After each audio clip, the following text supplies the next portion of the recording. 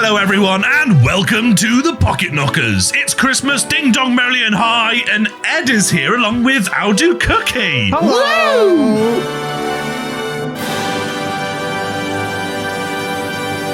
Ed de Penguino. It is the season of penguins. I hope you're enjoying yourself over there, Edward. Festive as fuck. Good stuff. Owdo Cookie used to be Angry Puppet. He was in last year's Christmas special, as some of you may remember. Hello. I am very much looking forward to this production because it is probably one of my favourite to listen back to. Ed, I think you've said multiple times that it's actually your top favourite, correct? I think it is, yes. Is that because it went so badly wrong? Is that why? I'm assuming. I think it's just because we got drunk. Oh, yes, we did. Merry Christmas, everyone. Yeah. What's everyone's tipple tonight, Andy, Mr. Owdo Cookie? I've been out today and I've got myself a cheap bottle of Merlot from Aldi. So, your good health, everybody. Chin chin. And Michael, what are you drinking tonight? I'm drinking Pierre and Moriarty. But are you? No, I'm drinking Carlsberg. For those of you who didn't see that, I do have a crate of Biera, which I have just for showing on camera, which you didn't see. But I am actually drinking Carlsberg because I don't like that. It was a present from colleagues, which I'm grateful for. And do the colleagues know that you do a podcast, Mike? Yes. Well, can't wait to fucking listen to this one. No, sorry, they're not going to listen to it. Thanks for your present. It's shit. Okay, and Ed, your tipple, as he takes a little sipple. Captain Morgan. Oh. Spiked Gold. Oh, spicy. With Coke. It's all branded stuff today. Good choice. Oh, hang on a minute. The light's gone off. Morgan. Well, oh, no. Hang on. Oh, he's in darkness. Hang on a moment. I sense a cut approaching. Nah, let's just leave it like this. Yeah. How about you, Ed? What have you been up to? How's your year been, since the last one? I did actually go through a point of looking quickly at our last one. And the first thing I noticed was we both looked a lot healthier then. Oh, we fucking did. Jesus Christ. We've aged a bit this year. 4 stone heavier. I was like the lightest I've ever been in 15 years. Yeah. I was like, but no, it's all come back on now. Indeed. And Cookie looks gorgeous as always. I'm just going for the jolly look this year. Thank you. I don't know what I've gone for.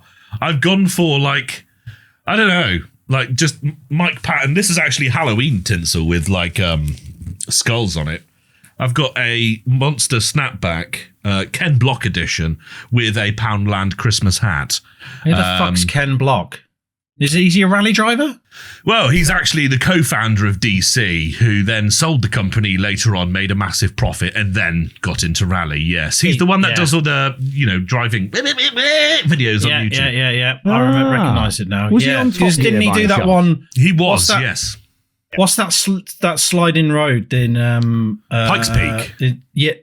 No. It's somewhere in San Francisco or something. You've got he did full of hills. Yeah. I know we're going off on a tangent, and 90% of our audience don't care, but they do a jump. You're right in that the San Francisco hills, and there's a peak, as many of you may know, where 4 roads all meet at the top on one flat plateau. And he does a drift jump where he comes up sideways around one, goes around in the air, lands, and goes down the other side. It's awesome and it's a spectacle. From a production point of view, I don't understand how they do this, and you might know, Ed, because what they do is when the car's in the air, the cameras are looking at the back of the car as it comes around the corner. Yeah. And it stops in the air. Then the cameras rotate around the car, and then he carries on and goes down. It looks awesome. It's a series I think they were trying to promote. I think it was for promotional purposes, that one. I can't remember. Maybe, but I think as Cookie just said, it's a 360 camera setup. So it's the same as bullet time in the Matrix. So they learn this day and age, let's be honest, it's like Google Street View. It's a 360 camera and it just takes them all at once. Yeah, I was going to say, it's the equivalent of a panoramic picture where you move this. But then what I was expecting to see, because obviously in the shot, you can't see any of the cameras. Yeah. So I was expecting to see cameras or any sort of artificial, AI, because when you take a panoramic picture and a dog walks and then you got a sausage dog, I was expecting some sort of stuff, but they did it so well. Anyway, it is really good. That's who Ken Block is. I got this at Goodwood Festival of Speed when I went, and he signed it. There you go. Was that one of your first post-lockdown ones? No, or was no. it a different one? No, I was maybe 18, I think, when I went. Oh, right. I know that you went to something. Like the first thing you did post-lockdown was some racing event? Yes, indeed. Yes. Went to a track day at Castle Coombe, sir. Go to youtube.com/tiresome for that. Don't. It's horrible. Now. It's not. I will be honest here, and it's not very often I actually give you a compliment, but the stuff you do on Tiresome, it's really fucking good. And I fucking hate cars. I've watched a couple of them. I thoroughly enjoyed the one where you were pushing a car up a very damp back road. It came out of your garage. I can't remember which. Was it with your dad? Your dad was in it? Good old Papa Delamere. Yeah. Yes, he was there. And you had to push some car down a lane that was extraordinarily damp.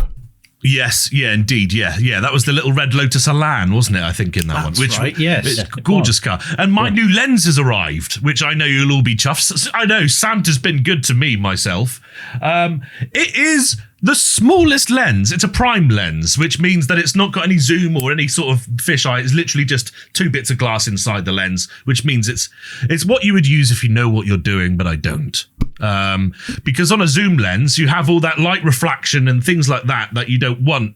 You want a pure vision of what you're looking at. But they're also cheaper because they've got no moving parts, really. Apart from aperture and focus. So I'll show you. This is for YouTube channel. Well, general content creation, yes. I've been fiddling around with it, and sorry,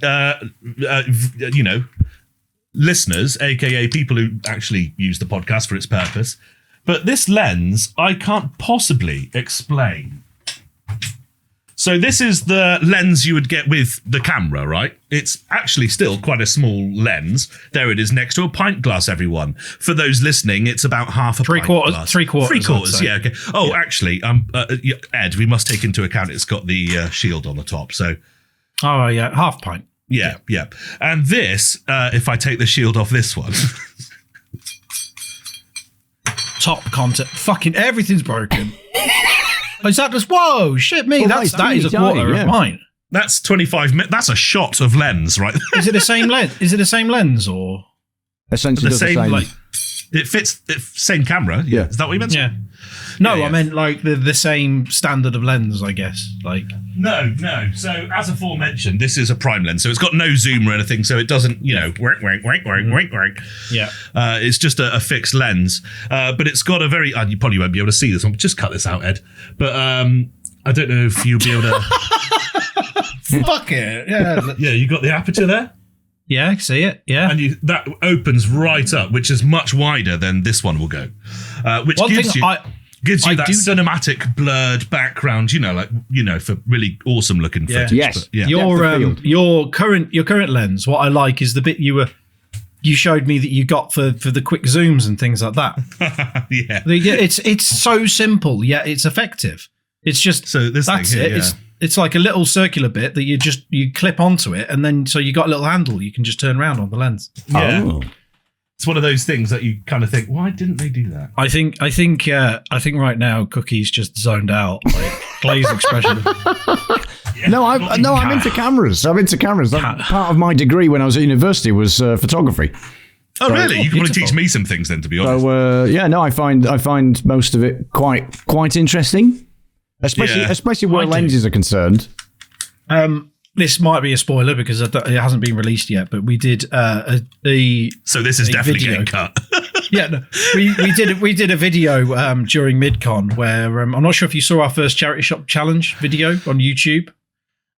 We did a second one, and for the final section of the video, Mike used his Canon to record it, and this is when it was only talking to him. I found out afterwards that is it a tax reason that cameras can record up to 29 minutes. Yeah. So if you have, like on a camera like that, you can record video clips of up to 29 minutes, and then you'll have to set it going again. Because if you have one that can record over that, it's technically classed as a video camera, and that's more tax. I did not know that. Yeah, it's a bit of the Jaffa Cake scenario, isn't it? So that's a Panasonic G80, but the G85, which is the Japanese-American variant, has an unlimited buffer on it. Well, I didn't know that. Yeah. So even though he was gauging that whilst we were recording the last bit, how long were we recording for in the end? 25 minutes, wasn't it? Yeah, I don't know why that for some reason it still fucking cut out anyway. Yeah, it cut out 25 minutes and then auto-recorded an 8-minute video, which is good. We had to record the last... Yeah, we had to record the last segment with Dale. Yeah, I don't know how that's going to come together. When we were back at my house. So, it's annoying because it would have been fairly good video, but yeah, regardless, whatevs. But we were lucky because Ree, bless her, she was recording like I hate to say the audience shot, but everyone else, she was recording that on her iPhone so we can mix it all in. Hopefully, it'll be good. I shall look forward to it, seeing as I couldn't make it down to mid-con. Quite gutted about that. No, I know. Hopefully we'll make one in the future. Yeah, we were also talking about, we could try and do a North Con or something. Yeah, but Midlands is a good... Like people were saying, it's a good benchmark because obviously people can come from both directions, can't they? As it were. Yeah. It's also quite handy because it's outside Ed's house. The pub is like if you walk down the end of my road, you can see the pub. I walked back to his house for a poo. Yeah, it's true. I walked back to my house for a poo as well. I don't blame you. Pub toilets, forget it, no chance. Yeah, This one it was okay, but I think last time I was on it, they might have fixed it, but it had one of those skiddy toilet seats. So it had only one two wooden blocks. It was a skiddy toilet seat. You mean they hadn't cleaned it? Covered in skidders? Oh, right. Not covered in skidders, right. But it just slid left and right, and the lock was broken on the door. So you had your one foot against the back of the door as well. Brilliant. Yeah. Oh, brilliant. Yeah. I don't blame you. My least favourite public toilet is the one with that doesn't have a lift-up seat. It just has the two wooden blocks that they stick to the side of it. Yes. What the fuck are you doing? I call them the cheek spreader because it's so wide. It's so wide that when you sit down, you know. Yeah, I know exactly what you mean. Yeah, you just prolapse. This is proper on Cookie Brand now. We're talking about poet. It's Merry Christmas! Woo! Right, everyone. Your logs. Wonderful Santa's sack dangling. Right. Okay, everyone. Merry Christmas. It is 2021. Maybe, if Ed gets this done in time. So it will fucking be. Fuck off. This year, we're doing a continuation of last year's. So we only had a small selection of Christmas films because it's really difficult to find a festive film that not everyone has watched. So we have taken the previous list and just carried it over. That is what we are going for this time round. So you will get to see, maybe, you might have seen on the list last time round, you would have thought, oh, it'd be nice to hear about that film. Now's your fucking chance, you bastards. You bastards. So wow, dead air. That's why I don't do the presenting bit, because I'm fucking shit at it. That's why you're here. You're not funny. You can just present. As always, the Pocket Knockers podcast is 3 rounds. We start off with the good round, in which the wheel will dictate which movie of ours we get to choose. That was a joke. That was not bad. That round is going to be all about positivity. And it's about choosing the film that we think is the best, battling it out. And as always, Cookie is going to give us their unbiased judgment and pick who he thinks has not only faithfully and passionately and, commemoratively described the film, but is also the most entertaining and honourable in doing so. In the second round, we have the bad ones. This one's all about negativity. It's about, suicidal tendencies and hatred towards your family. This one is going... This one is where we have to spin that wheel, and it will select a film in which we need to pick and just explain why it's the most terrible Christmas film on record, apart from the two we chose, got Gifford last time. The third round is where Cookie really comes into his own, because we have 3 of his films, which he knows fondly, but we do not. And we are going to have to slap the roof of that bad boy and try and sell it like a car salesman. Of course, as always, the wheel dictates who gets what. And I'm sure it'll be fine. And there won't be any, errors or anything. In that round, Cookie, we have, since you were last on this podcast, made a slight modification, or at least a bit of a highlight to the rules. I say that very loosely. Right. It's because Mike's a sore loser, so he's put this stuff in. Okay. It's true. Yeah. Train. Not only is it about the entertainment factor and who's the best and funniest, blah, blah, blah, it is about keeping it accurate. As the films you must also. We can't just say, oh, yes, this film's crap. Oh, well, that's because Santa flew over an antelope on a Friday and I don't like Fridays. Even though that's a hilarious sentiment, you can't just win on that basis alone because so you're basing it on a 2-point system, so it's salesmanship and accuracy. So you know what the world is missing? A Fast and Furious Christmas movie. Fucking get in, yes. Can you imagine Vin Diesel dressed like this? Yeah. It's all about family. It's all about family. It's all about family. Yeah. It writes itself. Vin Griswold. Now, as of last time, I have brought the all-important notepad for making notes on your descriptions. A fresh page is needed, I feel. I appreciate that. Not many people have done that. I think you're the only one. No, I think Aidan may have done it. Oh, okay. I can imagine Aidan doing a bit of a notepad. And Lucan did as well. Lucan had a notepad as well. Right. No, wait, then. I think Lucan had one, but mimed using it. Probably.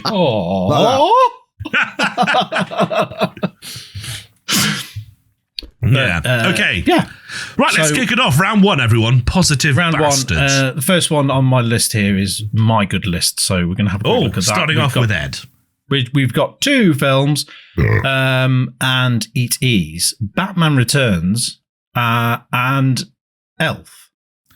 So I will spin that fucking wheel, I guess. Any second now. There it is. Tick, tick, tick, tick, tick, tick, tick, tick, tick, tick. Oh, get in. I don't know why it says C1 equals Elf. Let's ignore that. But it's Elf. It's the prequel to C4. That's me not doing my wheels properly. Right, okay. That is Elf. Mike, you have 2 films on your list as well. I do. Home Alone and Die Hard. 2 classics. 2 it will be big old classics. They fucking are. I will struggle with either one of these. So let's spin the wheel. Tick, tick, tick, tick, tick, tick, tick, tick, tick, tick, tick, tick, tick, tick. Fucking hell. Die Hard versus Elf. Oh. Die Hard. Very nice. And Cookie there, that's a noise of someone who's not biased. No, you'll know the noises from last time. You'll recognise those unbiased noises from last time when they happen. That wasn't a biased noise. No. No bias here. Nope. Okay, now then. I know everyone at home has already picked their favourite, either Elf or Die Hard, and is now frothing at the loins to see which one we can come up with as a winner, or at least Cookie can come up with as a winner. Please, Mr. Cookie, probe us. Ask us questions. Okay, so are we going to go for Elf first? It's up to you, my love. It's up to you. Okay. Now, one of the more modern Christmas movies to have come out. Where do you stack, first of all, Ed, where do you stack Elf as far as modern Christmas movies are concerned? I would say Elf kick-started the Christmas movies. If you think you have popular movies from the 90s, such as one on Mike's list, which is Home Alone, there was a sudden drought, and it was just started getting lots of like made-for-TV films, things like that, and that was about it. All the Christmas movies after that were all about action blockbusters, and there was no Christmas element to it. It was just selling the film around December, get the audiences in. Then think Elf was 2003. It did say it then. I didn't fucking look. But it was the first time I went to a cinema to watch a Christmas film. Okay, it was someone else's choice, and I was like, oh, well, fuck it, whatever. And I enjoyed it, and it still had the proper elements of a Christmas film. It was wholly Christmas-centric. It wasn't just the fact it was a film set at Christmas, like Die Hard. Sorry, that was a bad dig, but that is true. Right. You're gonna need it. But yeah, it really helped remind people what a Christmas film is all about. You had all the jokes that are there for the adults in the family, and you had all the humor there for the kids in the family. And it is one of these films that I always try to watch on Christmas Day because it's the most modern Christmas film. I know it's a long, long time ago now, but I think it shows the Christmas side of things. And Will Ferrell actually did really well in this. He's always been a hit and miss person. Generally, I think he's a funny guy, but this worked really well for him. And Mike, hello. Your opinions on the same question. Where would you stack Elf? What? Where would I stack Elf? Yes. It's the worst film, and no, I'm joking. It's one of my favourites as well, realistically, and it's one I think actually it's my girlfriend's favourite, probably. I think either that or The Grinch, but yeah, it's one of those. It's good. I think it's good because it doesn't have. Normally in a film, you have like a scenario where you have someone bad. They take that Christmas Carol kind of thing, right? They take someone that's bad or not Christmassy, and then they turn out to be Christmassy. Isn't Christmas amazing? They do kind of do that in the background characters with his dad. But that's not the main focus. That's not the main focus. You got him in a real world in a world with elves and Will Ferrell. And yeah, it's a clever play on it, shall we say, rather than just the stereotypical rinse and repeat what's it. And why when you mentioned your girlfriend, one of her favourite movies, why is it one of her favourite films? What does she love about it? I don't know. I mean, she still says Will Ferrell, even though I do say it's Will Ferrell. Get her out. Get her. Right. Go. So, yeah, you've got the name wrong, but hang on. Tomato. He's going to go and get her now. Got to go and get her. Fucking Mike has just left the room. The thing is, this could be what swings the competition the first round. Expert opinion coming in from the girlfriend. If she joins us. While he's gone, I will just mention he's talking about the modern take on things. I like how Santa in this is streetwise. Like he's like when someone sneaks up on him, he's like, "Get back, punks!" He's very much like that, but it's still Santa. Has he just told her to leave? Hang on, he's coming back. Okay, I have answers. I can specifically say that The Grinch is her favourite Christmas movie. Oh. Elf is second, so I was right about that somewhat. Yes. Don't know what this guy's up to. Are we talking Carey Grinch here? We are talking Carey, yeah, yes. Okay. And I said, so what makes you like Elf so much? She said she specifically likes the whale that pokes its head up and then goes, "Hi, buddy. I hope you find your dad." That is brilliant, though. She is right. It's the animated sequence. I'm guessing. Yeah, it's the whole animated, like it's like Candyland or that kind of thing. It's proper. Yeah, cartoony North Pole, and I like how you have the transition from it, and then was it a raccoon he sees, or there was something else? He tries to give a hug and he gets mauled by. Yeah, there's all sorts of weird and wonderful stuff going on. Yeah. I know what you mean. Yeah. It's the crossover, isn't it, between complete fantasy, animation, and live action, which I don't think we see enough nowadays. It's true. Yeah. So, right, so The Grinch was the favourite, but Elf is a close second as far as your girlfriend's concerned. Because of a slow whale. Because of a slow whale. We don't know how intelligent whales are, so we... Just judging by the speech pattern. Yeah. I mean, I think it was actually a narwhal as well. It wasn't a whale. I can't remember. Did it have a horn sticking out of his head? Was it? Yeah. Dickhead. Yeah. Now, as far as... Because, I mean, it's... Obviously, with it being a modern movie. The cast is quite epic, isn't it, as far as Christmas movies are concerned? Like we've mentioned, Farrell quite a few times. But the rest of the cast is very, very good. Zooey Deschanel. Wouldn't you agree, Mike? Zooey Deschanel is on my list. Yes. I'm in love with her. Yeah, she's great. And Ed, cast-wise? I've just said Zooey Deschanel, yeah. Oh, right, okay. Yeah. We're both plumping for... I'm trying to remember who played the boss in... I can't remember who it was that played the boss in the... In the department, they did the Christmas decorations for. I might have to actually Google it, but he was a great hit. Played a very good part. Yeah, very good part.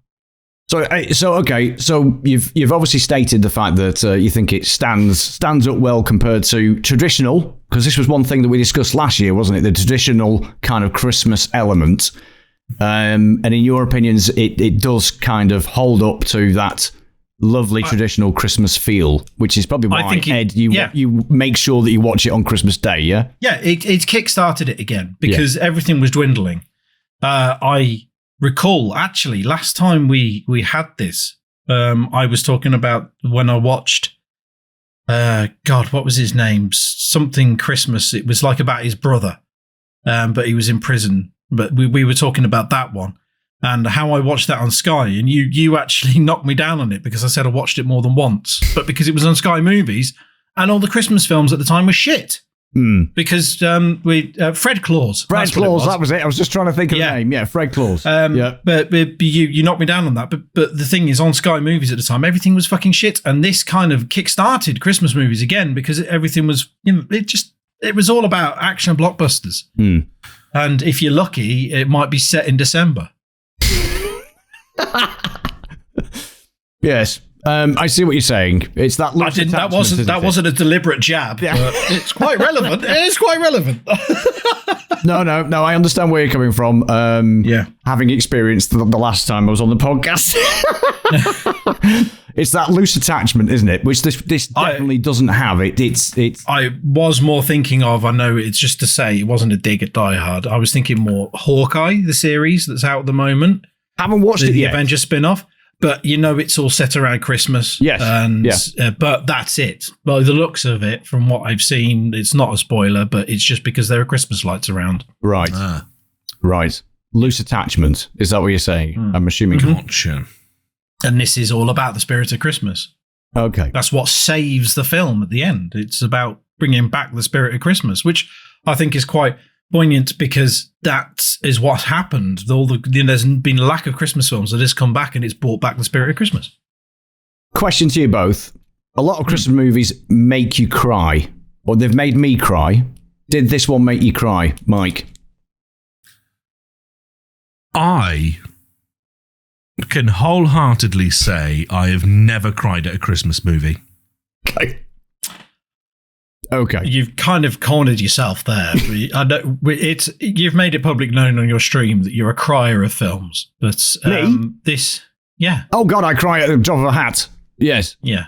But I don't think I'm interested. This is something, if you're saying that it kind of encompasses, Christmas movies, there's got to be some element in that film that will pull the heartstrings. I'm thinking of one moment in this particularly. Ed, did the one moment that I'm thinking of make you cry? You know which bit I'm talking about. Fucking wish I did. The singing. Is it the bit when they all start singing? Yeah, the singing. Yeah, and like it's his dad does mouthing it, and then that sounds awful. His dad's giving it a good mouthing, but then they all start singing because she starts it, doesn't she? Yeah. Zooey Deschanel's character starts it.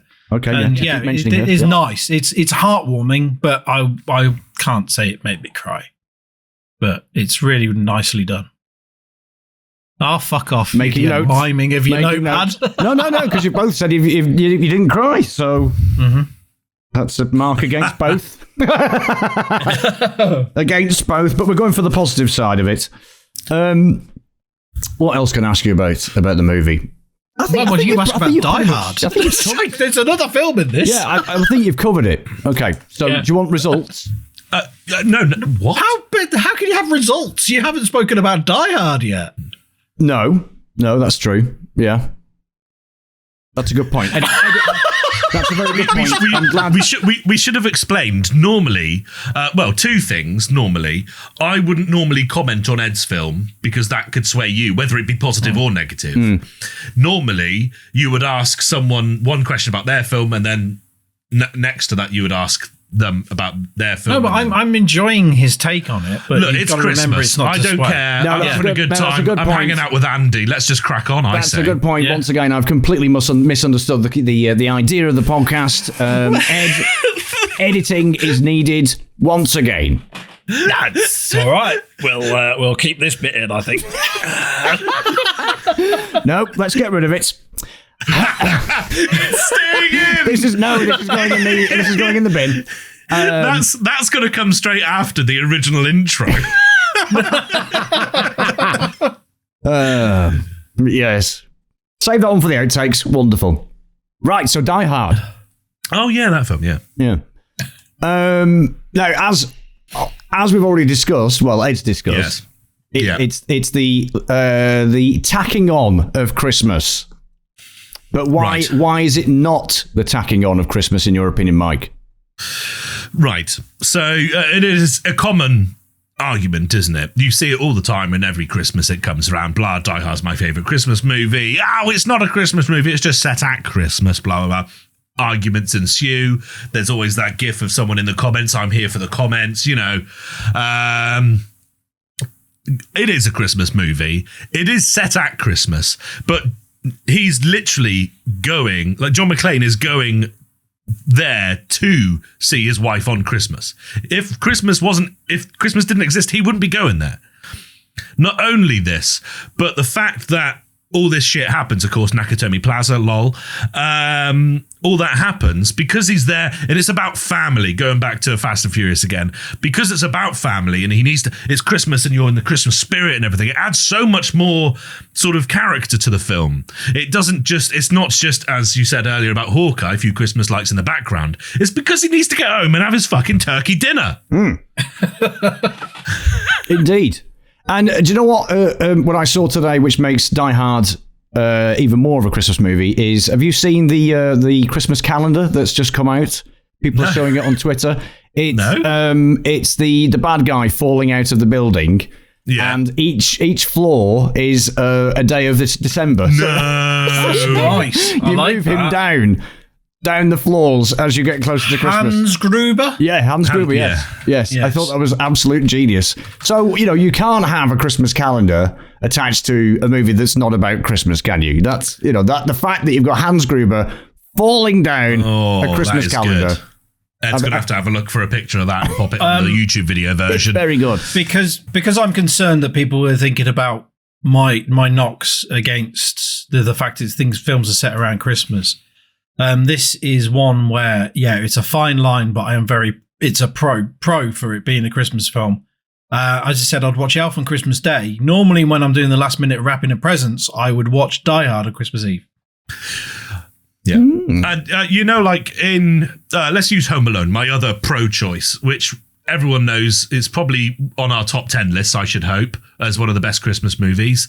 And really, when you think about it, I mean, yeah, sure, it's Christmas time, but robbers are breaking into his house, the old wet bandits, aren't they? And he has to protect it.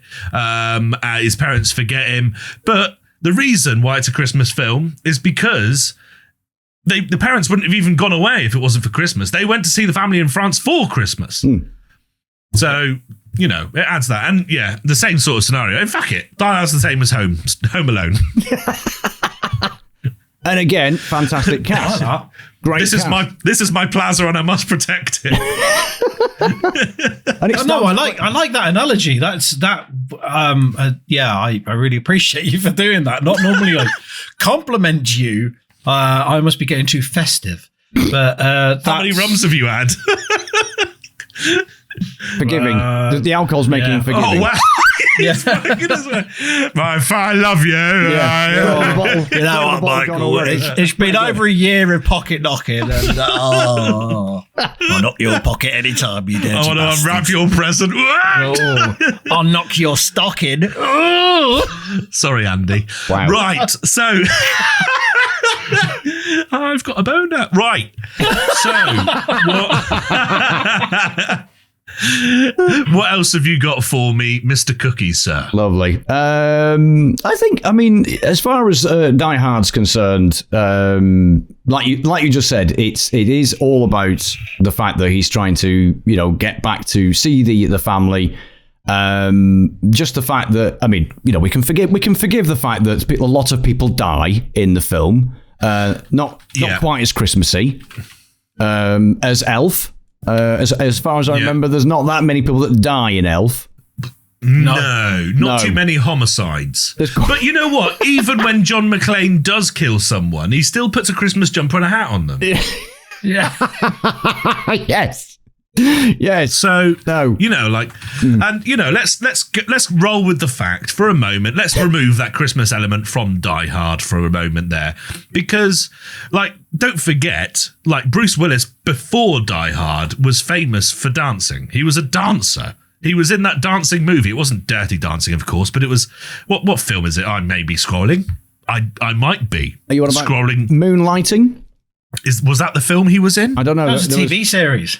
Was it? Right. I remember it dancing. No, you're absolutely right. Yes, no, it was a series. It's not a film. It's a series, and he plays like a bit of a, pretty man. A pretty man. He's not an action character. He's not running around with guns and stuff. And that was one of the longest running "Will They, Won't They" series, wasn't it? Moonlighting. It was. Yeah. I don't know what "Will They, Won't They" means. It was like, are they going to get together or not? Yeah. Oh, I see. Yeah. Yeah. On tenterhooks all the time. What?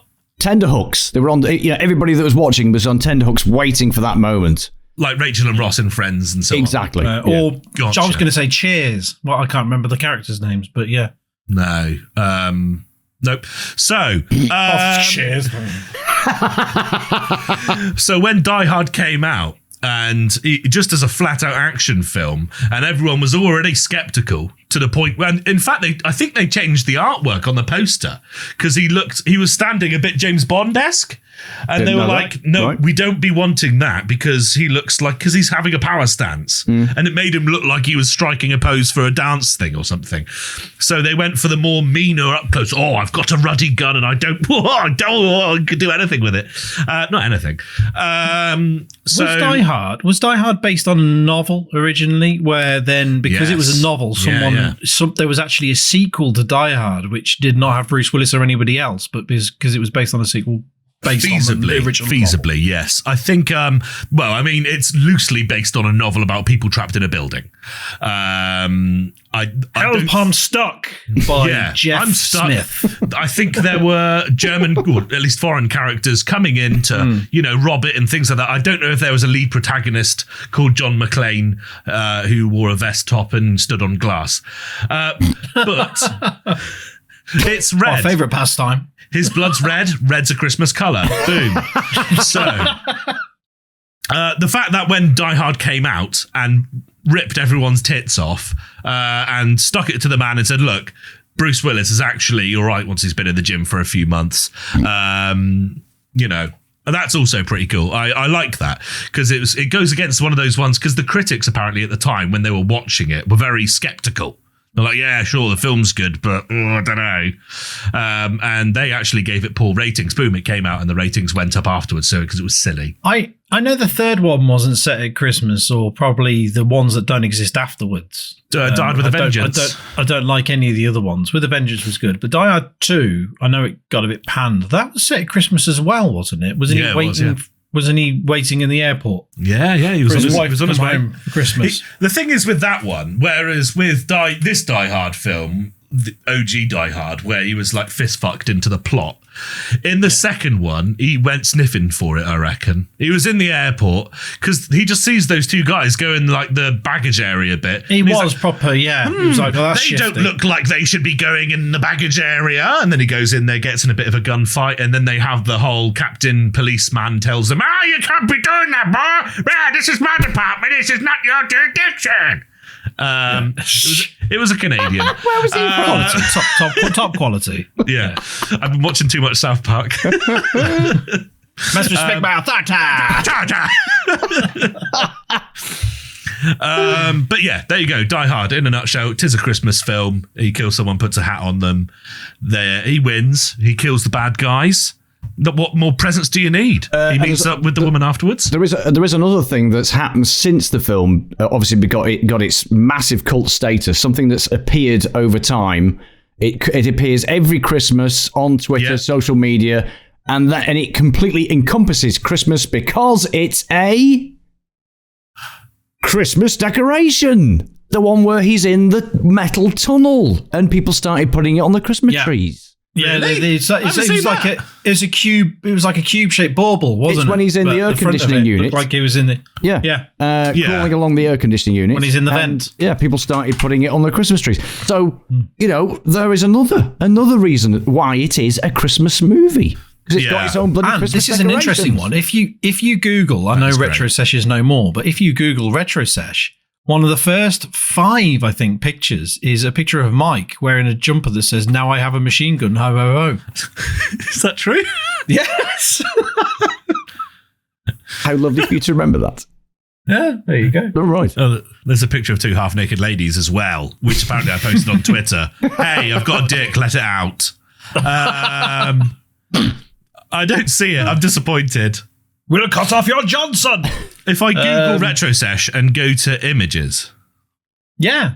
I remember a long time ago, I might have searched Retro Sesh Mike or Retro Sesh, but do you remember when we did the Portal stream together? Yes. Yeah. I found that picture, and it was actually the cropped off face from that picture that I used.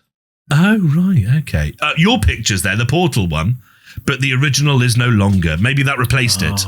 Well, it's probably because Retro Sesh is dead. True, yeah. Hi, Pete. Pete didn't watch then, and he's not fucking watching now. If you are, though, Pete, you're right. So, yeah, Merry Christmas, Pete. Merry Love Christmas. You. Have one on me. Give her one as well. Right. So. Right. Conclusion. In conclusion. Oh, sorry. We forgot about Argyle. The limo driver in the basement. Oh God, no, yes. he was underground car park. Yeah. No relation. Not to me or this podcast, but that was brilliant. Just left him downstairs alone. Yeah, just mentioned Die Hard. It pretty much makes the film, really, because if it wasn't for him rattling that box truck off, then they could have got away with it if it wasn't for that. My favourite character in the film is, I can't even remember his name now, but the police officer. Yes, with his Twinkies. Yeah, no, I can't remember his name, but yeah. He might be called Sergeant Al Powell. I don't know. Got Google open. I wish I did. No. He's one of the memes that went out of control. It's like, never forget this police officer. You know what he did for the country, things like that. And people took it seriously, especially on Facebook. Guys, while we're talking about memorable characters, the late great Alan Rickman, of course, Hans Gruber, one of the best actors of all time. Alan Rickman is fucking brilliant, and he is. I know that Flora is probably going to watch this. No, she doesn't. She doesn't watch or listen to these. But Love Actually is, once again, I hate to say it, but there was a Christmas film drought, and that was one of the Christmas films, and he was in that. And although a lot of people don't like it, he still did really well in that film. He portrays characters so well. I think this should be in dedication to Alan Rickman. So Alan Rickman, everyone. Well, cheers. Indeed. If I had some wine, cheers, Al. Have a bit. Oh, you got a dribble? Not for the first time. Right. So hashtag pre-cum. Lap it up. Right. Love Actually came out in 2003, the same year for Elf. That was a fucking good Christmas for you, wasn't it? How about that? Yeah. That's pretty good. Right. Now then, Puppet, before we interrupt you with another memory, please. Now I have an answer. Ho, ho, ho. You would like an answer? Yeah. Hello? Yeah. More tea, Vicar. Right, I think you've actually, and I like the fact that we've collaborated on this one because of my mistake.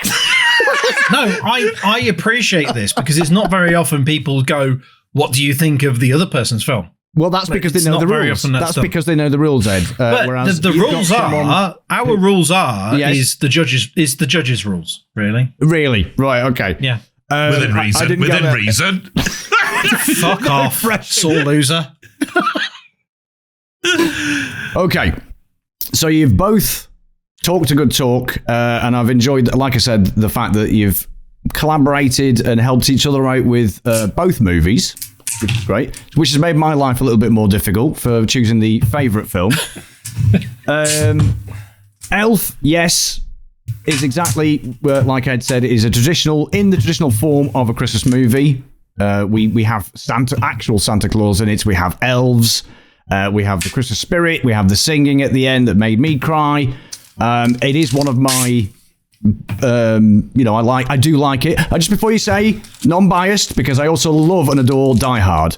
And I actually watched that on Sky, I think, this week, again, from start to finish. So they're both equally, it's just difficult to... Is it going to come down to the fact that Elf is a more traditional Christmas film? I don't know. Which one, when you watch it, brings you more joy? More joy. At Christmas. At Christmas. I'm not going to say, you can't watch it in August and go, it's a good film. No. Well, you could. Fuck it. Yeah, but we're talking about Christmas here. Because we are. Okay, there is one moment in Elf, which is one of my all-time favourite moments, but that's because I'm a child. It's the bit where he drinks the huge amount of Coca-Cola at the dining table and then belches massively and then turns to the child next to him and says, "Did you hear that?" My favourite section in it that I prefer to that is the fact he walks past the coffee shop that says the world's best coffee. And he's like, well done, you did it, guys! There's a lot of great gags. But the thing is, Die Hard has so many great one-liners as well. Yippee-ki-yay, motherfucker! Yeah, I mean, it's jam-packed full of fruitful goodness. How do I choose? Is it a flip of a coin, this one? I'm going to go... Do we flip a coin? Can I find a coin? No, I'll tell you what, I am going to go for... On this occasion, it's a tough choice. I'm going to go for Die Hard because... Oh, you bastard! You absolute shit! I know this will wind up so many people because this will cause the argument all over again. It's not a Christmas movie. It's not a Christmas movie. I approve. But it actually is, and you're right. It is a movie that I will sit from start to finish every single time I know it's on. It's a fantastic film, and I can't wait to watch it again. So yeah, I'm going to go for Die Hard as I like favorite. It. Nice. It was actually last Christmas Eve. My son was here, and he stayed up with us. Normally, as I said, I'd wrap some presents and I'd watch Die Hard. It wasn't his presents I was wrapping because that'd be fucking shit.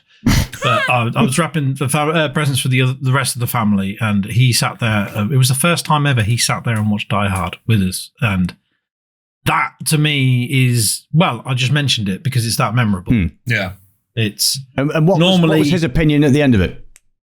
He watched it through all the way through. Yeah, it might not. Was it last year? It might be the year before actually, because I think it was when my mum was here. Yeah, he liked it. He watched it. And that says a lot from my son because he's not normally a big fan of like your big action films unless there's superheroes in it. Right, okay. Well, there is. Yeah. There is. Yeah, you could say that, yeah. What a first round. I tell you what, Ed, I got to say, I don't think I've ever been that unaware of which way that could have gone. Like, Normally, you get like a bit of an inkling and, I think I got this one, or nah, Ed's taken this or whatever. But that was fucking 49.50. I like the final decider 51? because people think it's not a Christmas film. Oh, it is. And I say it is a Christmas film. It's got, it's borderline Christmas element. But it does. And one of the main reasons is because I think it was either on Sky or BBC One where they had the song Let It Snow, Let It Snow. Yeah. And they were doing like the highlights of the Christmas films. The credits. And it was like, let it snow, let it snow, let it... And then you just had like the yippee-ki-yay, obviously, with the bit cut out. But it was... Yeah. That is always memorable. Yeah. I think it might have actually been in the trailer as well. Did they play that music in the trailer for Die Hard? It rings a bell. Yeah. You know what, though? And I think the reason why everyone mistakenly says it's not a Christmas film, because it was released in February. Was it? Yeah. Fuck off. 1988. So well, shit the fucking bed, sunshine. The Christmas buzz has already gone. Everyone's taken their fucking trees down, and then boom! What the fuck is this Christmas film? You get a Christmas film in February. So then it becomes just an action film that you watch until it gains cult status in like 2005 to now. Have you ever noticed some people try to push the limit with these things, saying, well, if Die Hard's a Christmas film, I'm going to choose this one as a Christmas film, which is even looser. Someone once said to me that Addams Family, the movie, was their favourite Christmas film because if you remember, it starts off with the carol singers and then it pans up to the top of the building where they're pouring the cauldron of hot whatever on top of them. Right. But if you remember the end of the film, it's set in Halloween, so it just doesn't work. That you're pushing the limits, but Die Hard to me is it's a Christmas film. Everyone can fuck off. I feel like it's so weird as well. There must have been issues with releasing it of some sort for them because they would have aimed for that November-December release. I think around that time there was so many Christmas films going out. That was when studios and production companies were, they used to focus on Christmas films in December.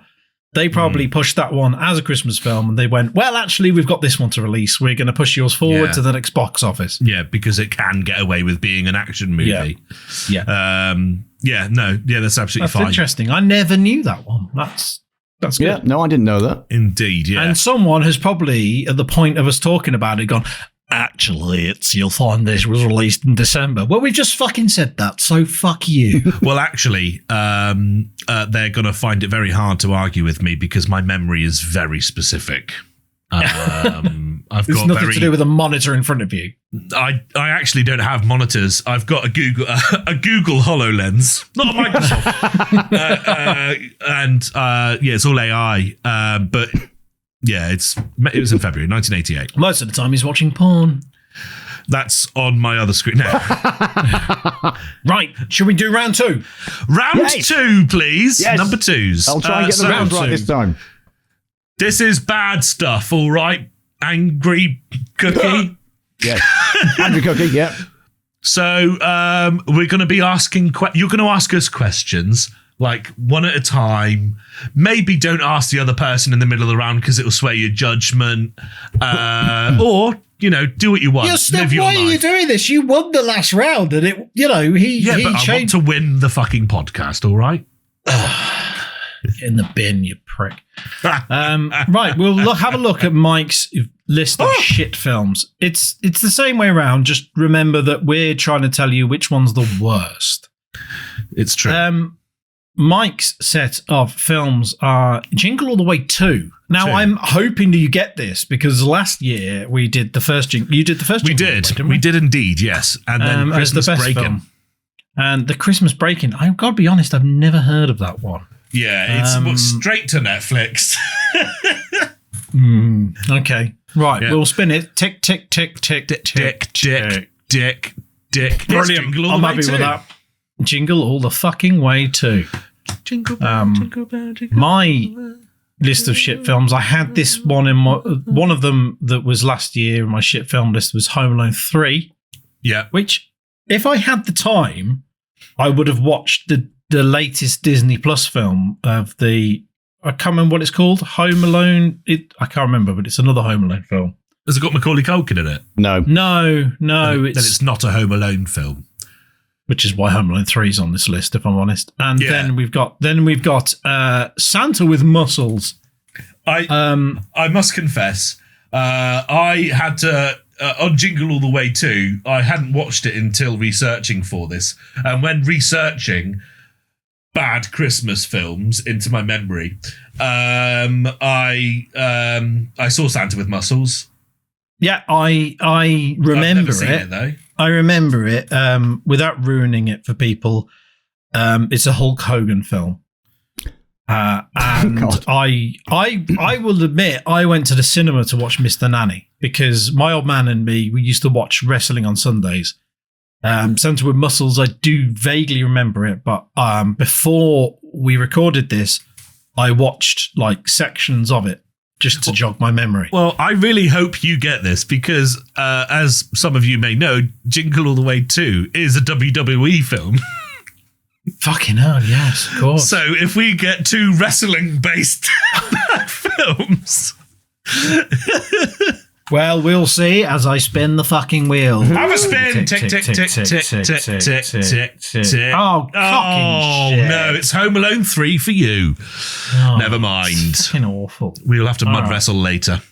But yeah, I will say very quickly that Santa with Muscles, it was about Hulk Hogan. He played a character who was like fitness freak and he used to sell like vitamins and things like that. Lovely. But then he was being chased by police because he was a dickhead. He dressed up as Santa, then he fell down a garbage chute in a shopping mall whilst dressed up as Santa, and he had amnesia, and he thought he was Father Christmas. You missed out on that one. Fucking maybe next year, ladies and gentlemen. It reminds me of that English woman who, I think she had a stroke or something, and then she spoke with a Chinese accent. Oh God, yes, yeah, I know. Remember that? It's like, and it's just to clarify, Cookie. I can tell by your face there you're not aware of this. I'm not aware of this. But it's not an actual Chinese accent. It's just like a, like if you were to do an impression of a Chinese person. Hang on, is this a real life person or a movie? It's a thing. No, it's a fucking thing. Yeah, it's I know. Yeah, it does happen, doesn't it? People come out of comas and they can speak French or something stupid like that. And this isn't speaking the lange. This is just putting on a really bad accent. Yeah. It reminds me of something today, actually. So where I live, Rugby, there was a video and it was on BBC News. It was about Rugby Food Bank and they did their own version of 12 Days of Christmas. And the guy that was singing it was like a proper Welsh tenor that works at the food bank, and I recognised him. And when I saw his name, I went, God, I know who he is, because I remember getting drunk with him down the local pub. And my problem is, if I'm talking to someone with a really thick regional accent when I'm drinking, it kind of like I start doing it. And then the next minute, I had a really bad Welsh accent after about 6 whiskies. I went Apologies, Geraint. I went to a pub years ago with an ex-girlfriend, and she, before going in, she said to me, "We're going to be Scottish when we go in here." And yeah, exactly. And I looked at her and went, "What do you mean we're going to be Scottish?" She said, "We're brother and sister, and we're going to be Scottish." And I just like, okay. And we did. It was the worst thing. So like we sat on a long table, which was full of students and some elderly gentlemen, and we endeavoured for 2 hours to try and maintain Scottish, and the guys were asking us questions about where we were from, where, exactly where did we grow up and stuff like this, and it was just horrendous.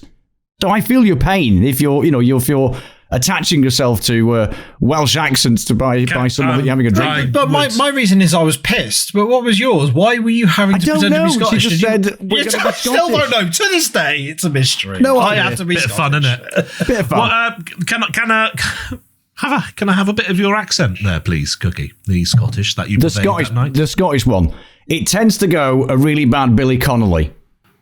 As they all do. So I was like, right, I'll go to the bar and I'll get us a drink then, shall I?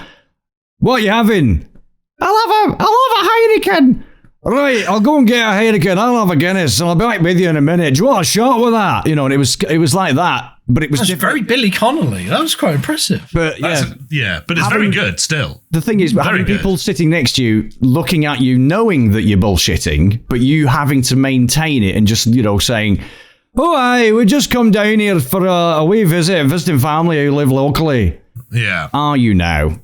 Yeah. So it was just you and your partner that knew, though. Yeah. But you were both like snickering at each other with your. No, we had to keep it. We had to keep it as deadpan as possible because everybody was looking at us.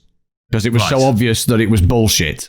And you said 2 hours. Hell. Is that because they figured it out or because you left then? No, we were there for 2 hours. Okay. So you got away with it? I don't know whether we did. I think the only thing comparable to that is when I used to work at Pizza Hut, I was like the person who, you know, if you phoned for your takeout before the apps, you know, you'd get through to me in this particular restaurant. And for some fucking reason, I don't know why, I just picked up the way and went, "G'day, Pizza Hut, Mark speaking, how can I help?" Brilliant.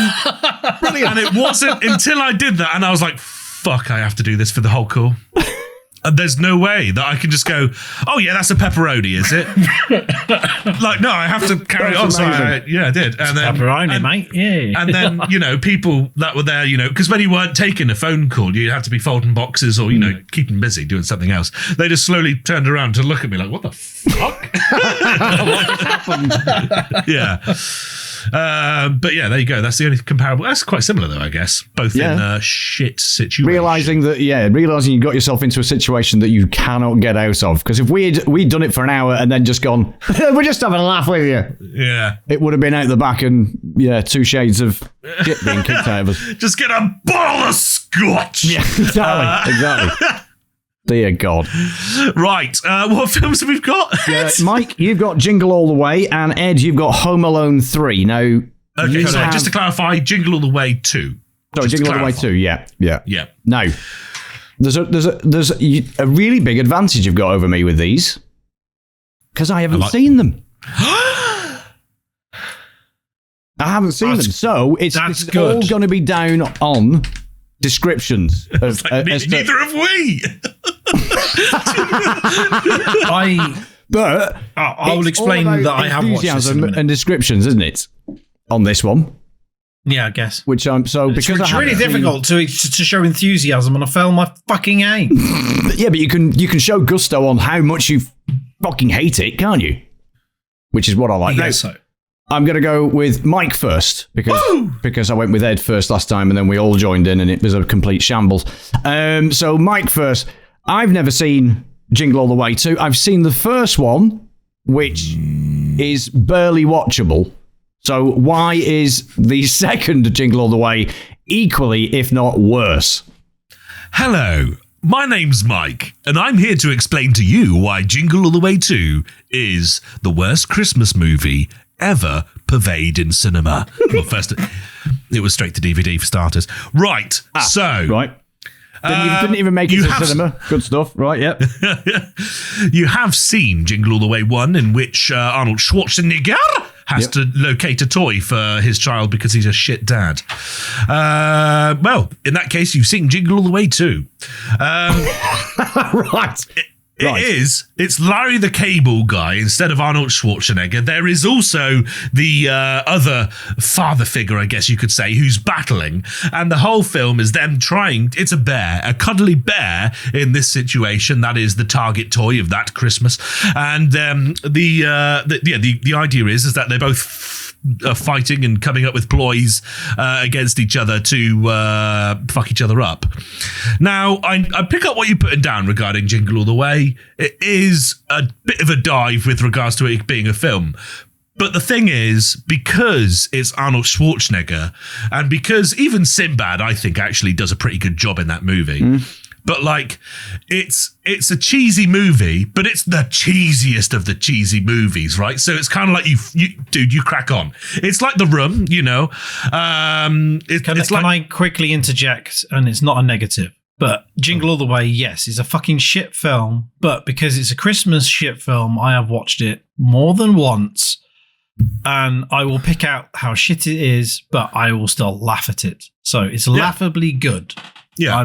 That's all I'm saying. Carry on. Sorry, but the problem is when you take that same recipe and you, I would say, maybe quarter the budget, take away that star power, you end up with a hollow film made by WWE Productions. The thing is that where Larry the Cable Guy came from? No, he was originally an advertiser.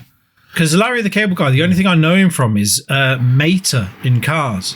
Yeah, no, he's been around for years. I think never seen him in anything else. No, he's very American. Very American. He advertises things on TV in America. He's got a line of food, like microwave meals and things, Larry the Cable Guy. Okay. That's interesting. And he's famous for the saying, get her done. So that's it sounds very similar to Ernest. Have you ever seen the Ernest films? Yes. No. Yeah, so like Ernest Saves Christmas, Ernest Halloween or whatever. But Ernest's character started off as a cable TV character, and then Disney got the rights, and then they made loads of films over him. I used to love the Ernest films as a kid. Yeah, and then made a dueling company called Ernest Jones. What? Good. Fuck off. Sorry, but Discord muted out, and then I had to recollect, put together what you said. And the jewelry company. Fuck off, Michael. All right, I'll shut up. You carry on. I liked it. More jokes like that, Mike. Like it. So, the thing is, and the reason why it fucks me off so much, apart from it being from the outside a generally shit film, is because they try and rip off. Sorry. I just had a little. I was trying not to laugh and it didn't work. You do that more frequently than you care to admit, don't you? Yeah. It always reminds me when at the end of Titanic. It's the same as my pre-cum noise. Yeah. She drops the heart of the ocean into the fucking water. I hope you found your dad, buddy. Right.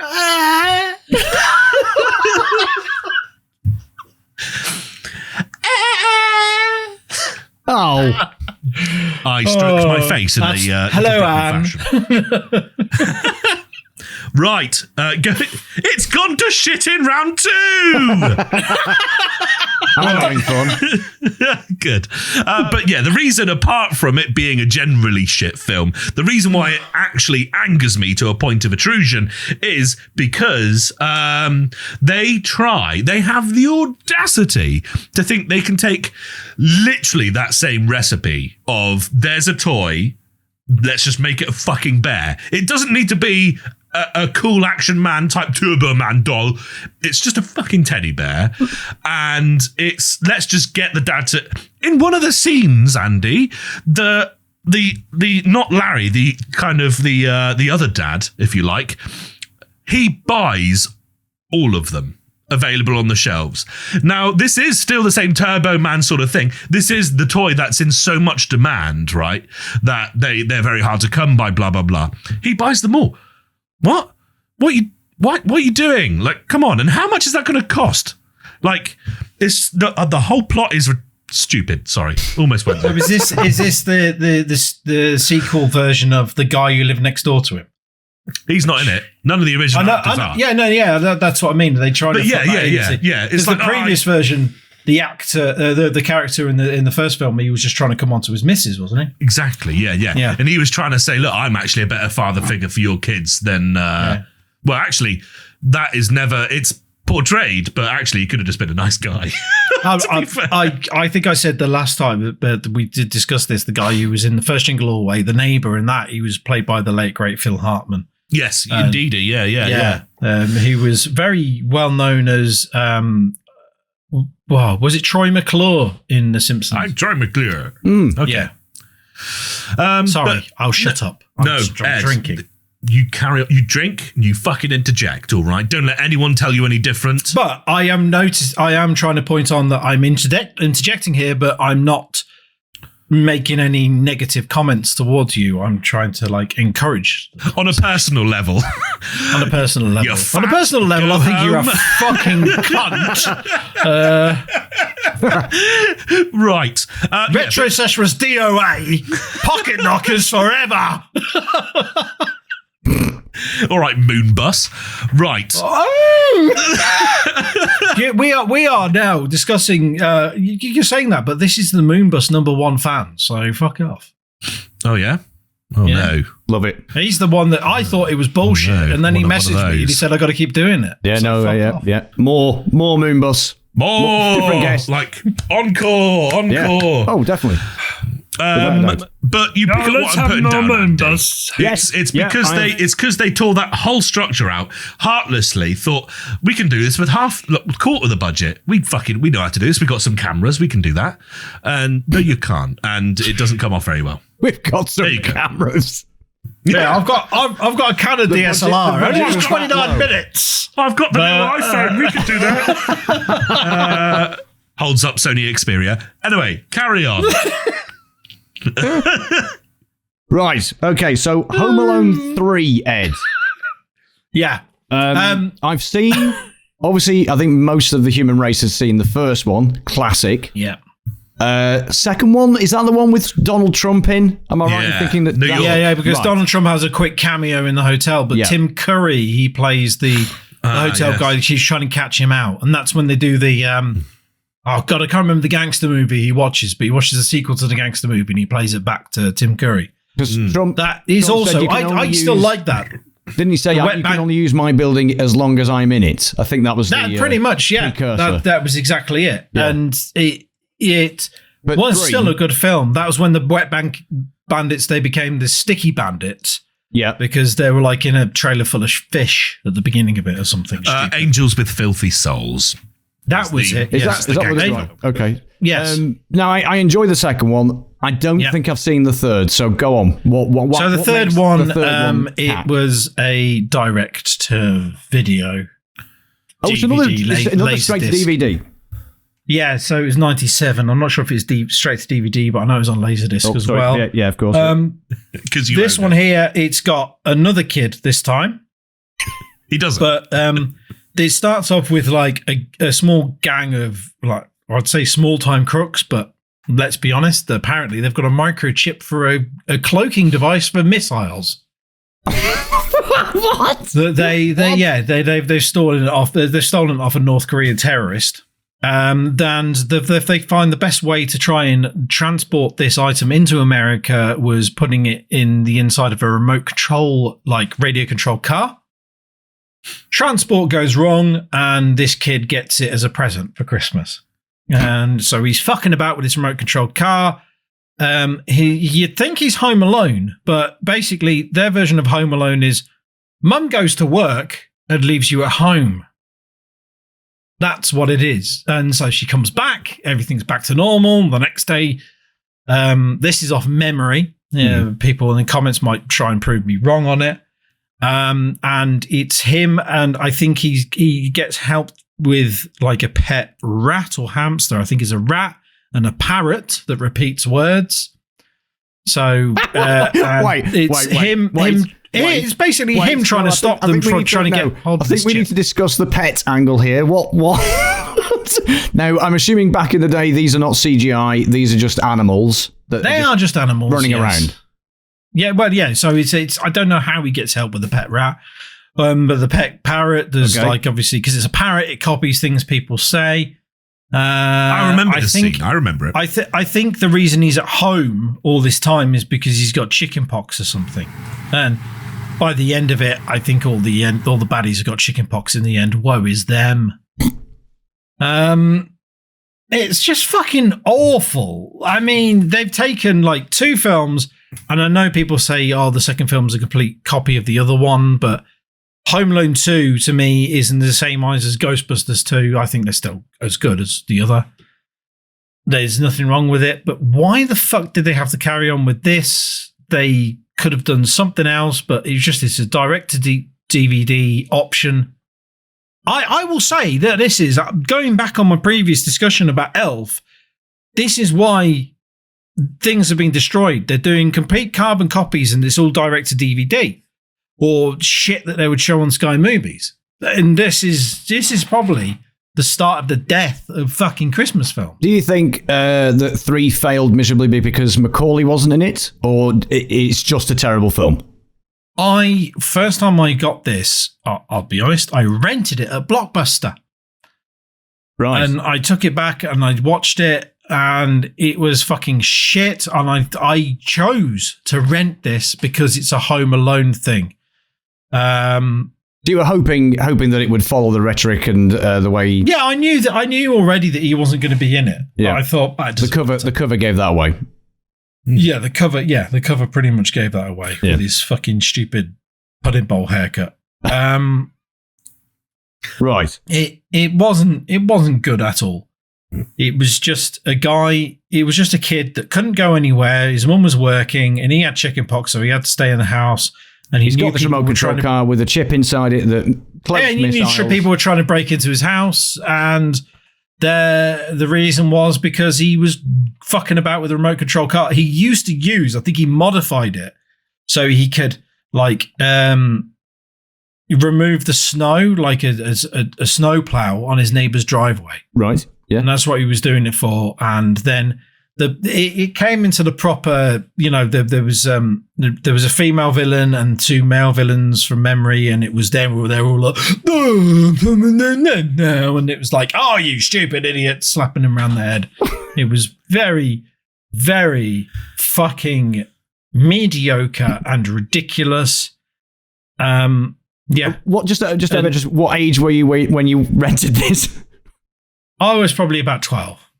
Oh, okay. 12, 13 years old. You got to remember there's a 10 years difference between us. I know I look older than you. Yeah, well, yeah. This was released in 1997, Christmas 97. Right. Christ, I feel ancient. Great. You look it as well. Thank you for so much. Yeah, right. Thank you. Cheers.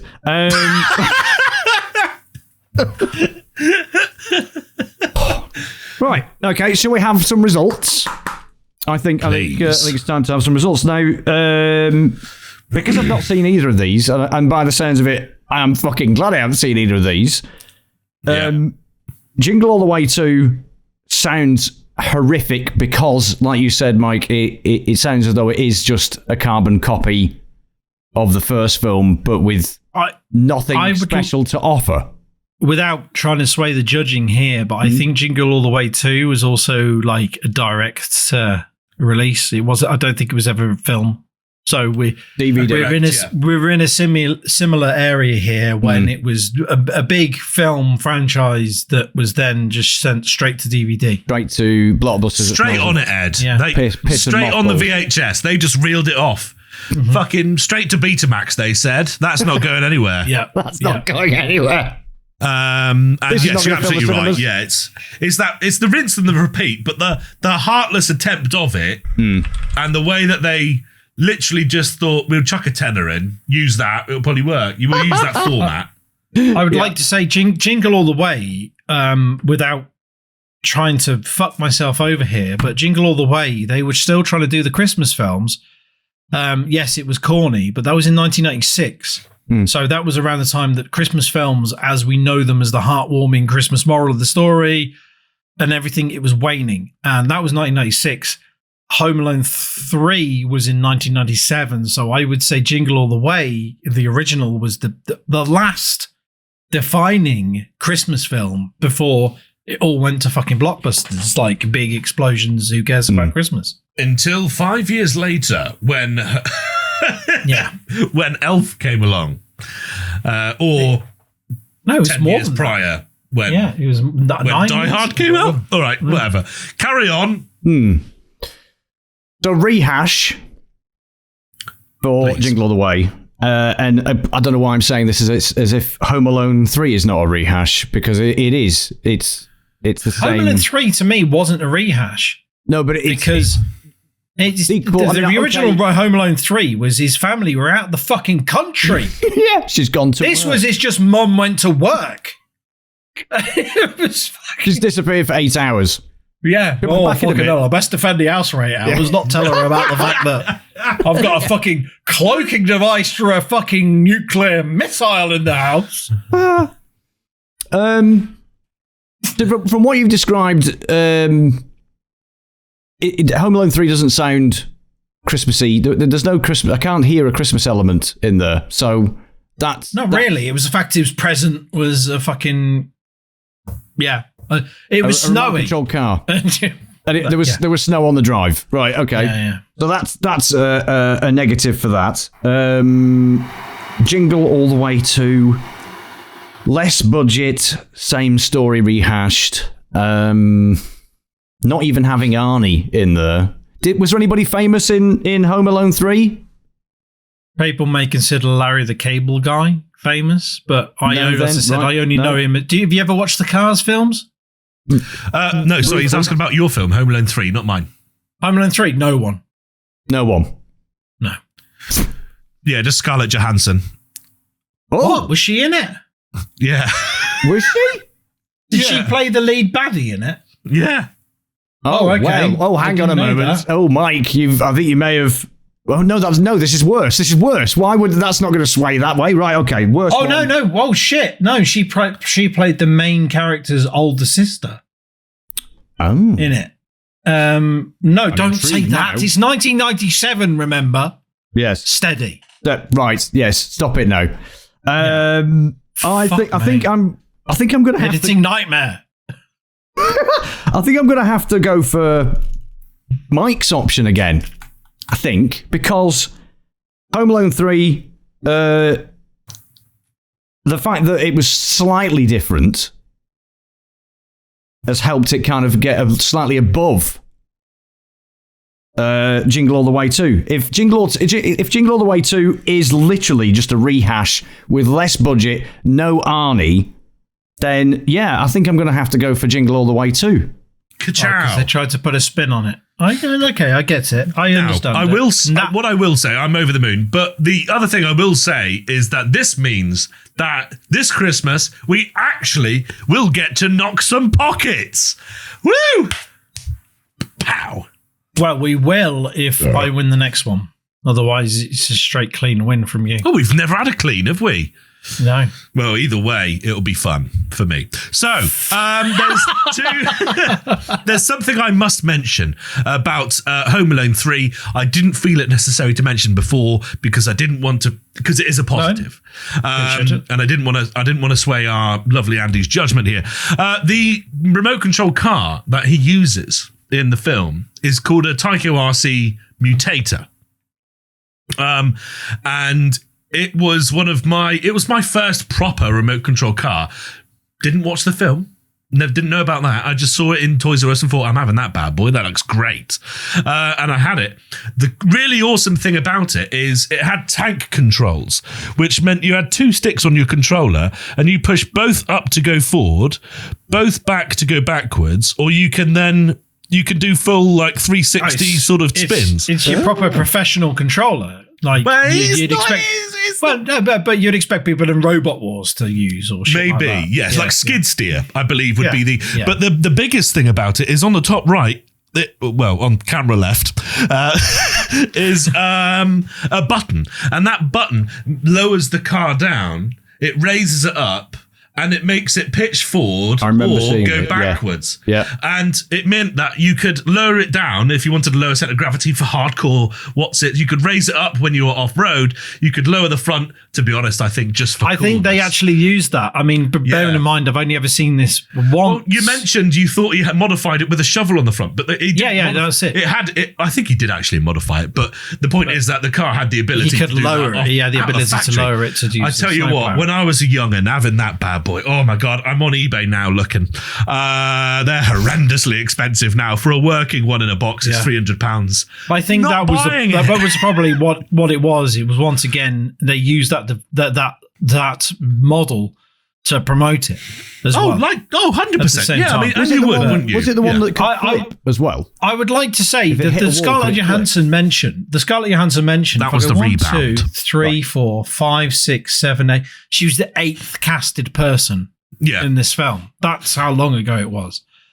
But I understand how you're saying that they're trying to put a different spin on it and everything. But it just felt like the Home Alone, the alone section of it, felt a bit ridiculous. Yes, okay, she had no one to look after him. He had chicken pox for the amount of time she was working, and then she'd be back home. There was no like big moral of the story or anything. It was just a yeah. I know what you mean, and it was a bit of a shit. You're right, because he's literally on a sick day because she's at work. But then of course they didn't. It's not just like Wet Bandits where two idiots are looking for some a cheap robber.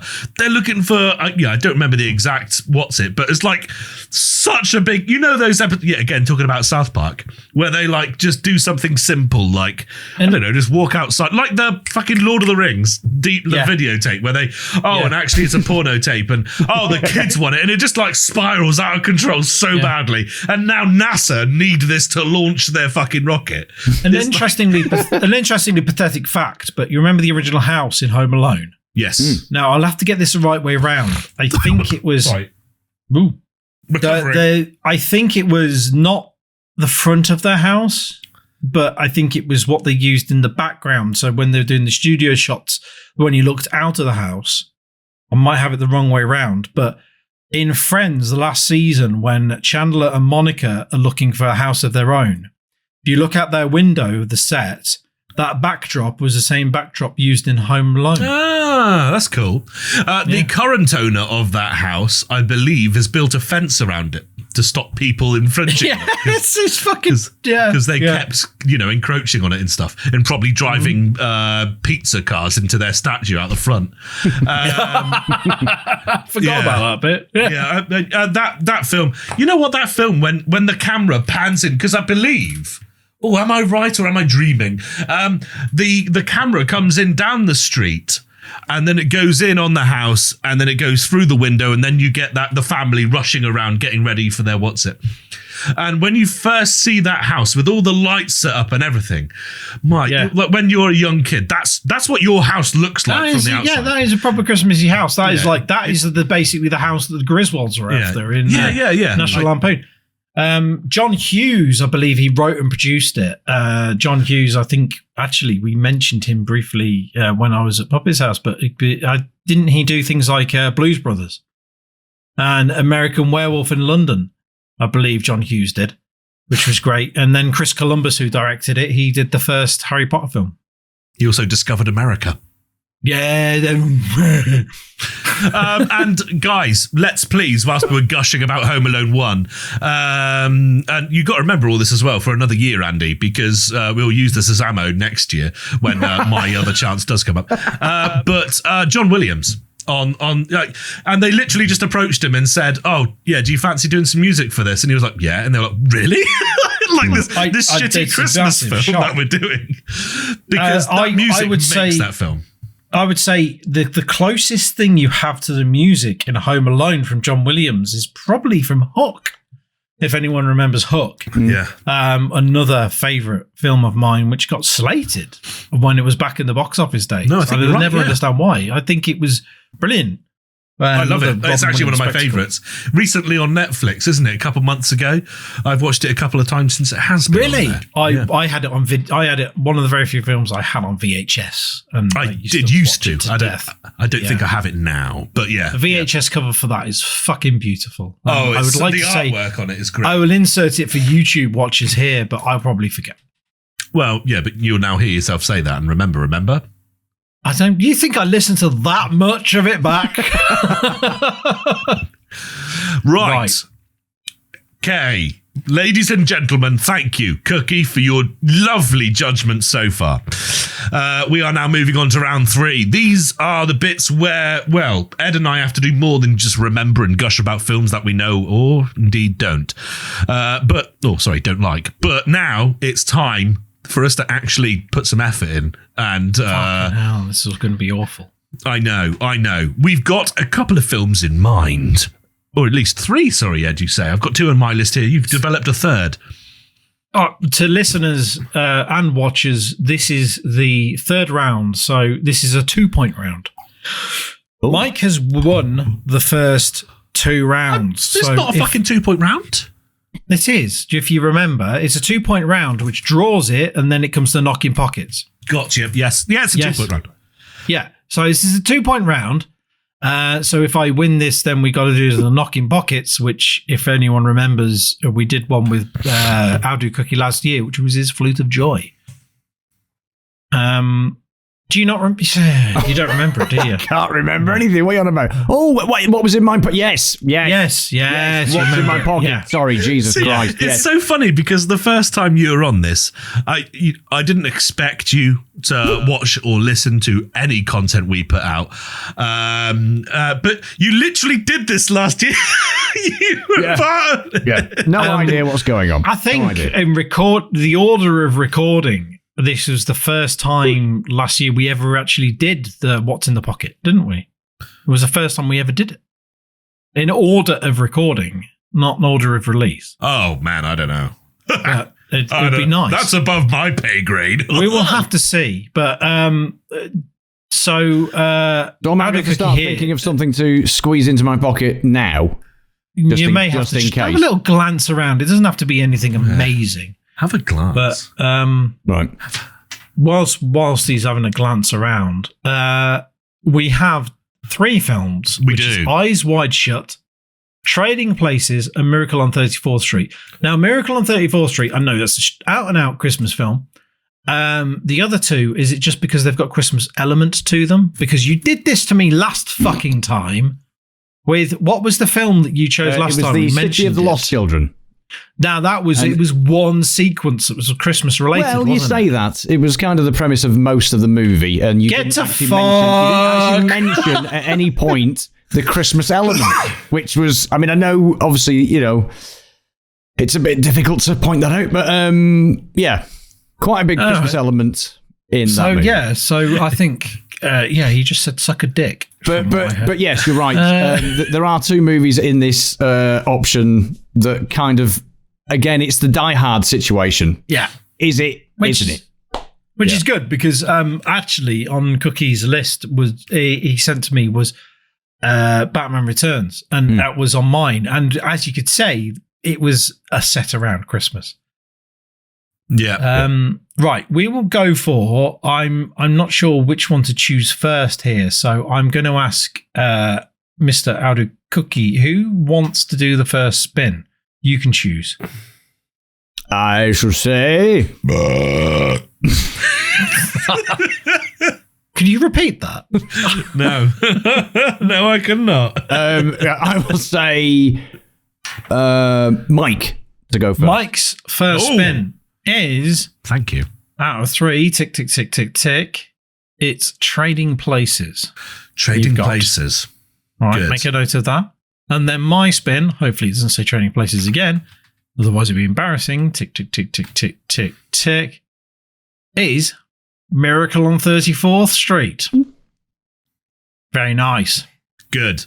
Right now, everyone. I mean, this is where we take our 5 minutes of deliberation to rampantly research, Google, insert things into our memory, watch all the YouTube videos we can within a 5-minute timeline. Now, there is another bit here as well, as some of you keen-eyed listeners and viewers may know, and that is that no longer are we allowed to just refer to this data.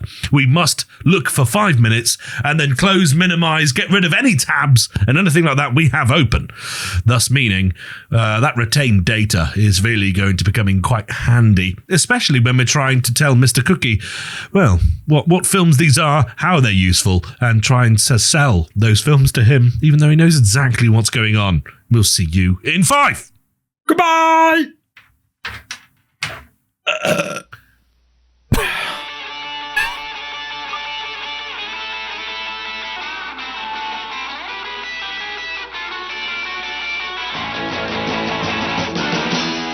I had the most absurd nightmare.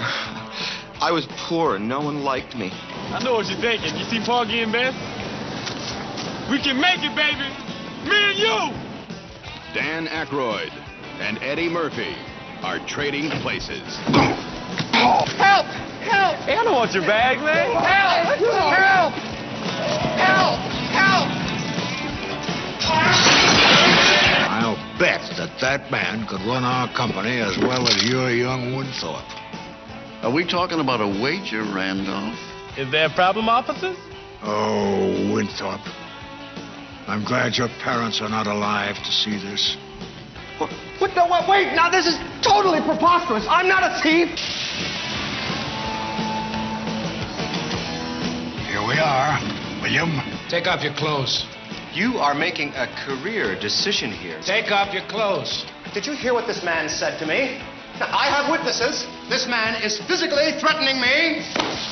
Hey, Randy, Monte, this is nice. I like this.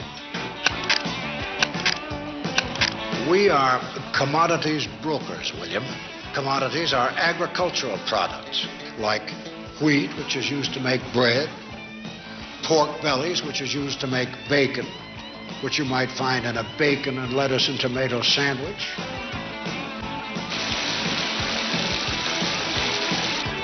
I'm considering going long on April wheat. What do you think, Valentine? Freeze, slimeball! Moi? Put that gun away at once, Winthorpe. You lost your mind? Dan Aykroyd, Eddie Murphy. They're not just getting rich, they're getting even. Do you have any better ideas? Yeah, you know, it occurs to me that the best way you hurt rich people is by turning them into poor people. Dan Aykroyd, Eddie Murphy.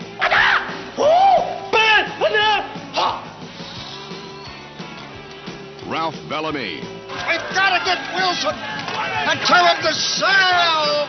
Don Amici. Randolph, this isn't Monopoly money we're playing with. Denham Elliott. What a scumbag. And Jamie Lee Curtis. By the way, food and rent, not the only things around here that cost money. You sleep on the couch. Trading Places. Some very funny business. South on in April of 142!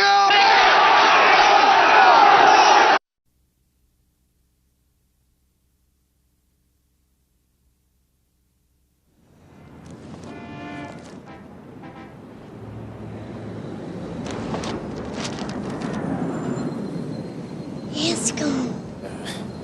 He thinks you're Santa Claus.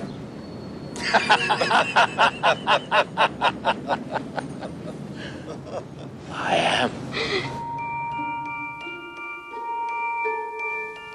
You know what? I know. Know what? The secret. What secret? Santa Claus. I've known for a long time. He's not real. Says who?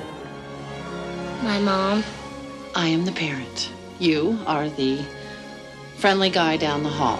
They say that seeing is believing.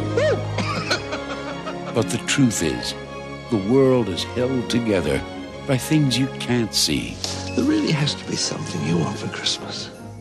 A house, a brother, and a dad. That's all I ever want. He loves you and he wants to kiss you. And he thinks he's the most beautiful woman in the whole world. If you're really Santa Claus, you can get it for me. Right. It's an engagement ring. If you can't accept anything, faith, then you're doomed for a life dominated by doubt. She's deaf. You don't have to talk to her. She just wanted to see you. You are a very beautiful young lady. If I could make you believe, then there'd be some hope for me.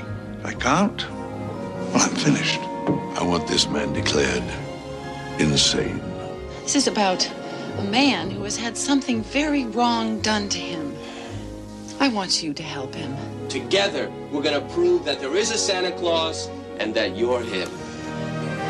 I'm ready, Counselor. Do you believe that you are Santa Claus? Yes, of course.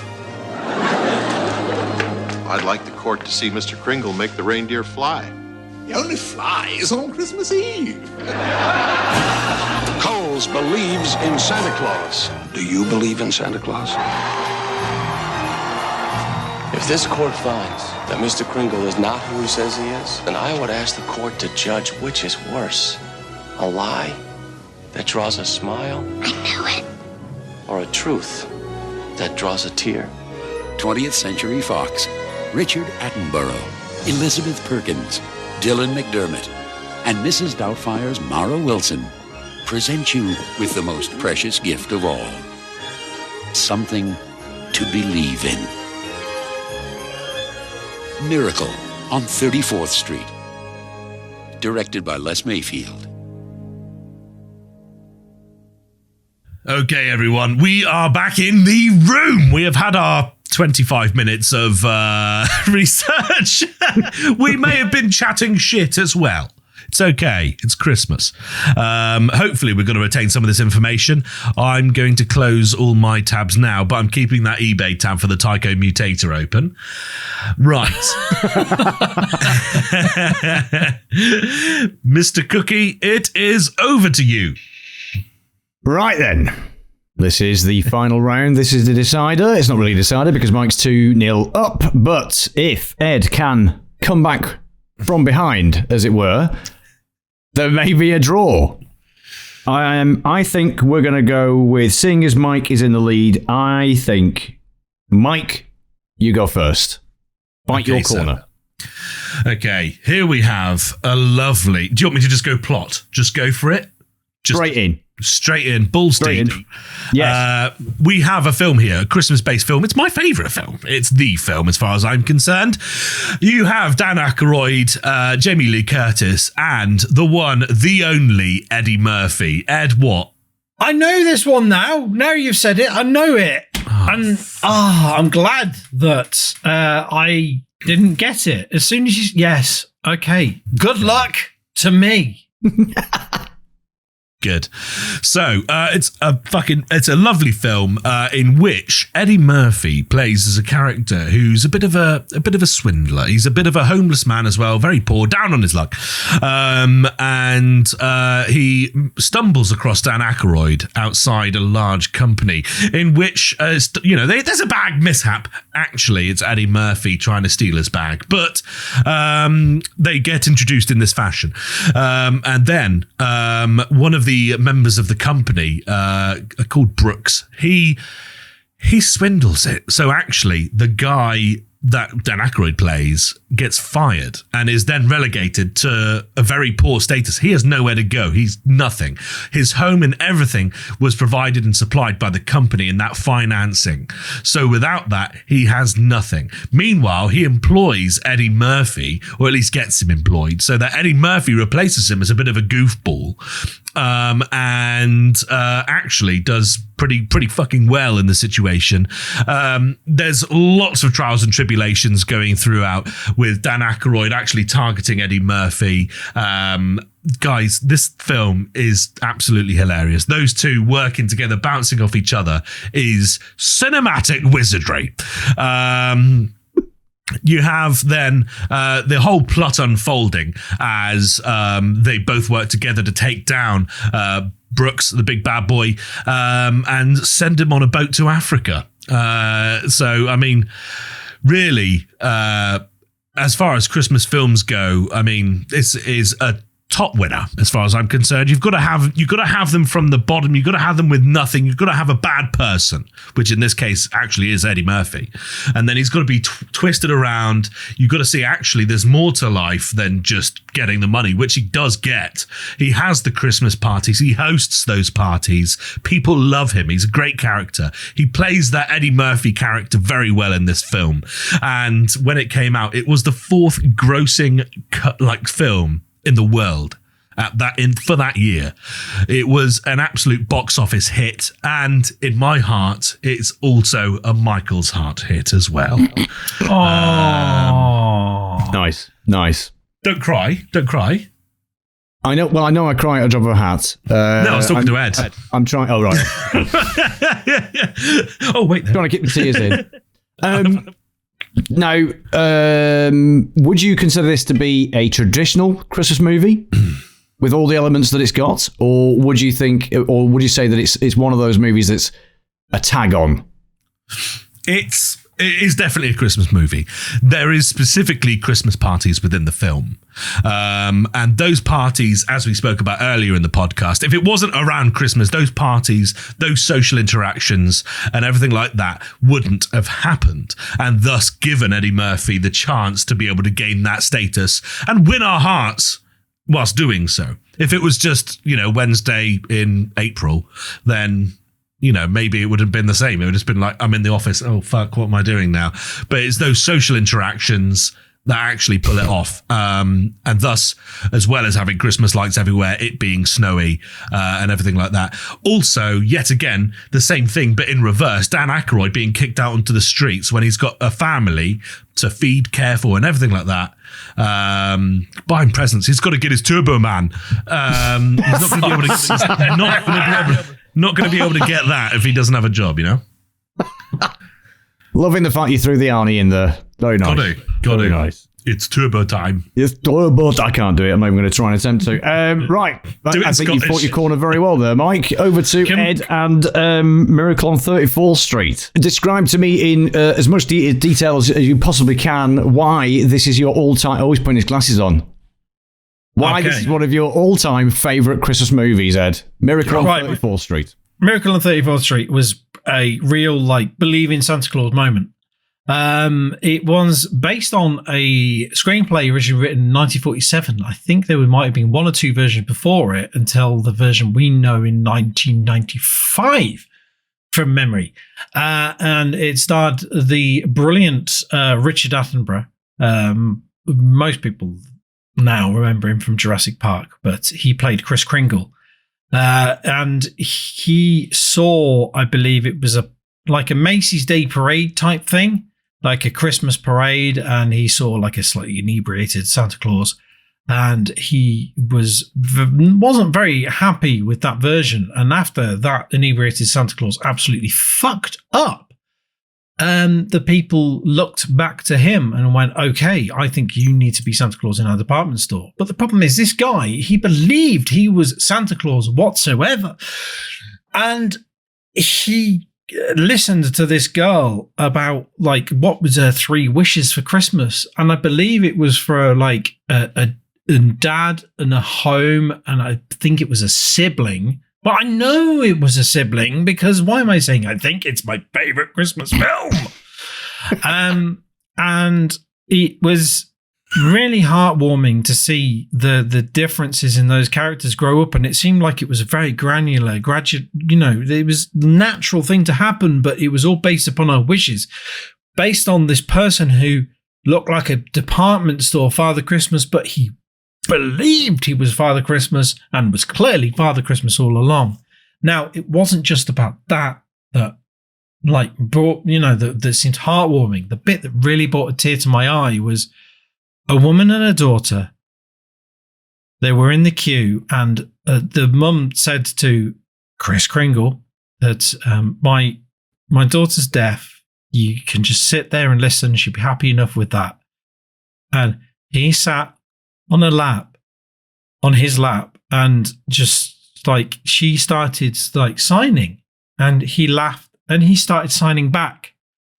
And just seeing that, it can lift anyone's spirit at Christmas time. It was just such a heartwarming moment to see her reaction to him being able to respond. Father Christmas being able to respond to someone who finds it difficult to communicate with people on a normal everyday basis that doesn't know sign language. And let's be honest, it's too much of a minority. And it shows how much he was bringing Christmas into everybody's spirit, whether you believed he was Father Christmas or not. Doesn't matter. He was clearly had the spirit to be Father Christmas. And also, what was your opinions on how the movie kind of turned out towards the end? The bit where Chris ended up in court. The bit how Chris ended up in court is, I'm not winging this, is the bit that I think everybody realised was amazing was when he had to have his fingerprints. And I'm hoping I'm going to get a nod from Cookie on this, but he won't. But he had to get his fingerprints, and his fingerprints were all snowflake patterns. And it was how someone with such a kind heart had to go through court, and all he was trying to do was bring the best into the world. It's heartbreaking. It is really heartbreaking, and to see that that's what people think in court. people think in court that obviously they're doing something bad, but all he was trying to do was bring good into the fucking world. And his fingerprints should have said everything. Do you think he was harshly treated then? It sounds like you would agree that he was quite harshly treated. Yeah, because that's it. You've got the accusations against him, and it was very difficult for a man who believed he was doing good in the world and believed his Father Christmas to have to go through such a thing. And all he was doing was bringing kindness into the world, and he was granting what felt like subliminally, if you didn't see it, the 3 wishes to one little girl. Very good. Very I good. like that. Fuck you, Michael. As soon as you started talking about drunken Santas and stuff, and I was like, "You're that character right now." Like as soon as, especially when he put those glasses on. Ho ho ho! You're Santa, and a darn good one at that. Come share my knee. Amazing. Right. So, Trading Places and Miracle on 34th Street, 2 fantastic films. 2 They brilliant are. Christmas movies. I mean, one of them's far superior, of course. One of them is far superior, but which one is it? That's the question. I think both did really, really well with your 5-minute research. 20-minute research. No, it wasn't. It was 25 minutes research.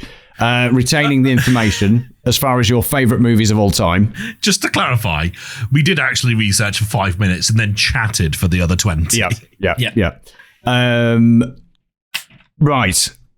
Now, Trading Places, again, is one of those movies, like you said, Mike, it shows a lot about what Christmas movies are about as far as taking somebody who's down on their luck and giving them the best Christmas ever.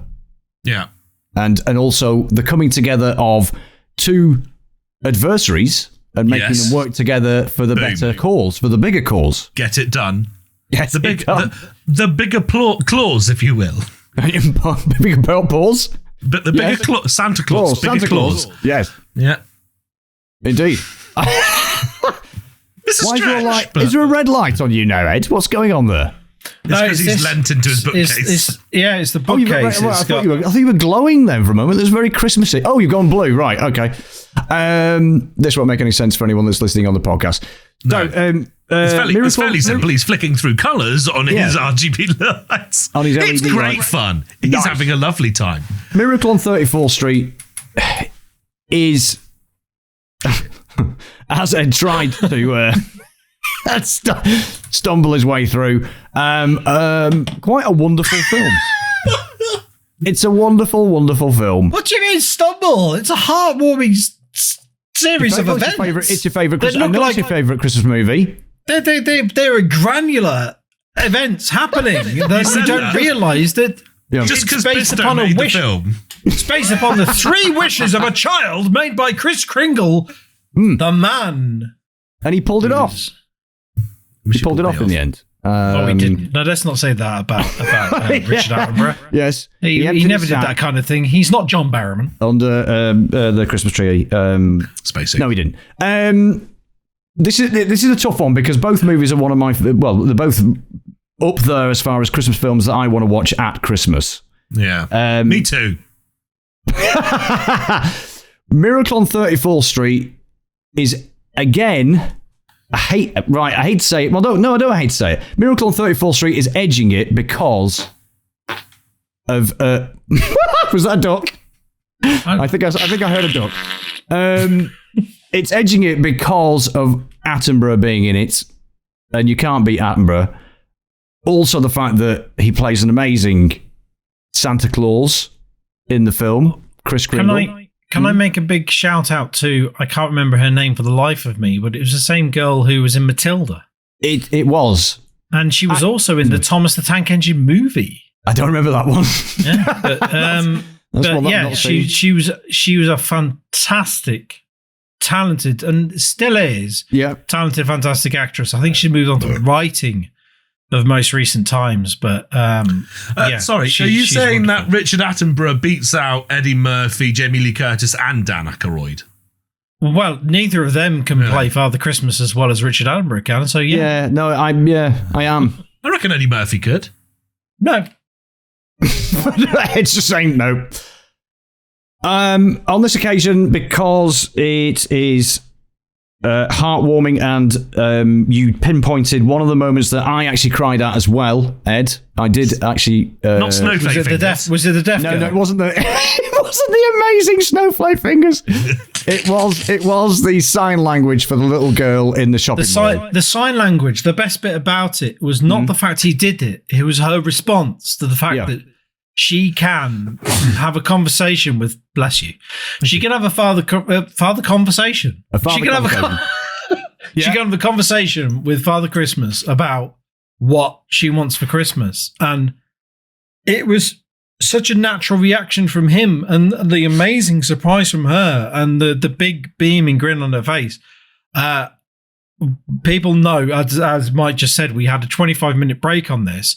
I started looking for this whilst having a shit on the toilet, and I watched that clip, and I nearly shed a tear whilst having a shit. You did a cry poo.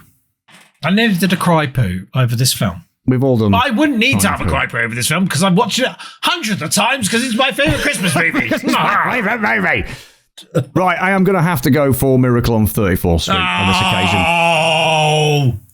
Because Santa is in it, and Santa is played by Attenborough, and it is a lovely, heartwarming movie. He was harshly treated in the third quarter of the film, and then pulled it around to grant the wishes of the lovely little Matilda girl. Whilst we've spoken about this, am I imagining the bit about the fingerprints? In all honesty, I can't remember whether it was. I remember That's why I was laughing so much. When I was younger, there was an advert for it on BBC One, and I'm sure there was a bit when he had fingerprints done, and there was. It's the whole court case. They're trying to prove that he's not Santa, and then obviously the entire city are in uproar because he is, in their eyes, he is Santa. So they turn the case around. Yeah. Okay. So I've got two things to say about this. I bet you fucking do.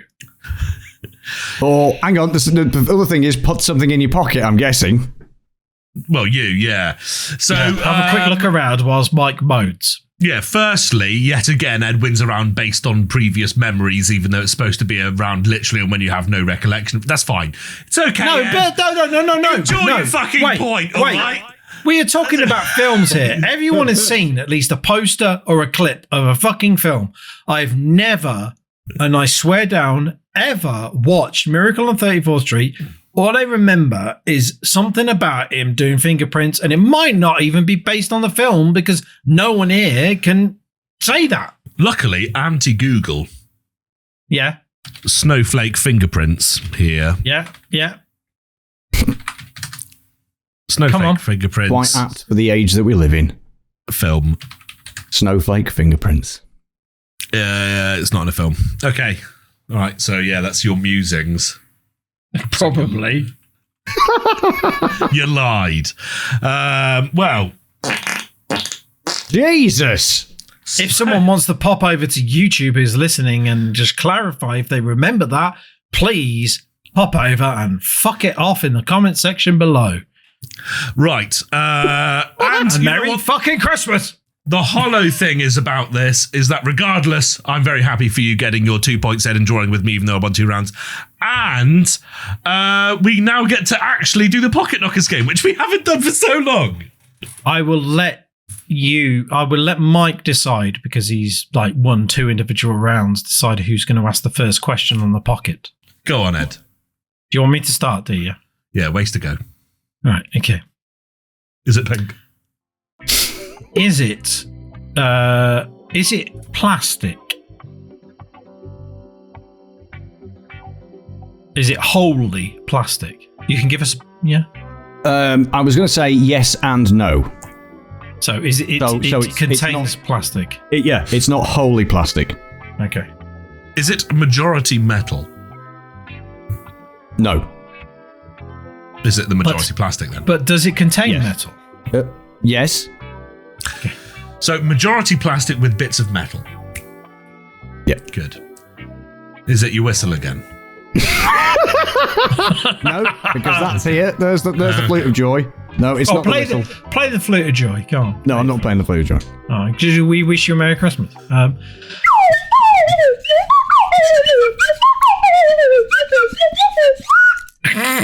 That was because we're on Discord. I'll only be able to hear that in post because noise suppression on Discord cancels it all out. It literally couldn't hear a thing. It looked like you were miming sucking a dick. Right. Okay.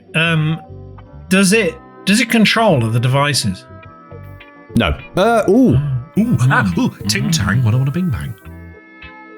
Oh Christ! Are we just going for yes no answers here? Yeah.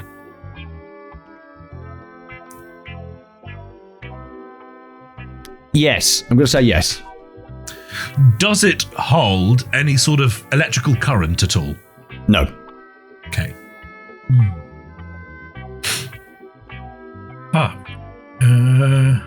Does it have buttons? No.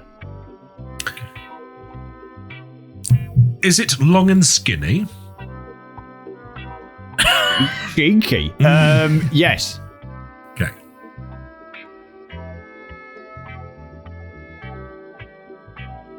Does it emit light? No. Be quite difficult without a voltage. Fuck you. Does it contain any wood? No. Does it contain string? No. I'll put us both out of our misery here, Ed. Is it just plastic and metal? Thank you. Yes, it is. Okay. But what is it? Yeah, I know. We're getting there. Moments away from getting the answer, Andy. Is it designed to be a handheld device?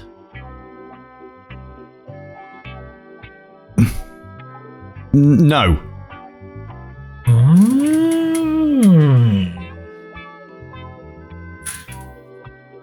Did you buy it separately? No.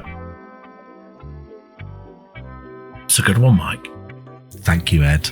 It's all right, darling. No. See you in the showers. Wait for the train to go past. Always got a train when you're around. By that I mean dick.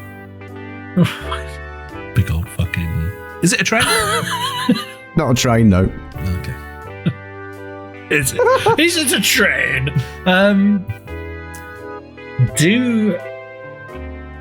Do you use it for streaming?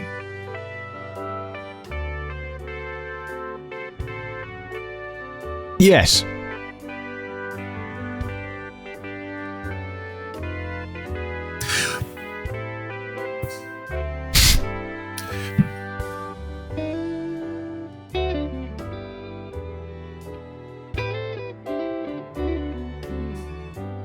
Is it a disc? No. Does it connect to a computer? Be quite hard without passing a voltage. Yeah, no. No. Okay. Is it a stylus? No. I know Beardy Viking Dale's already got this. Probably, yeah. If he's watching it right now, he would have had it already. Fuck off, Dale. It's a Vauxhall Astra, I told you. He uses it for streaming, though. And it contains metal and plastic. And it only contains metal and plastic. It doesn't plug into anything. Nope. Would you consider it to be used with a technical device, or is it more for, prop purposes? Sorry, that's not a yes or a no. It is? Oh, no, it's not. Is it considered to be used with a technical device?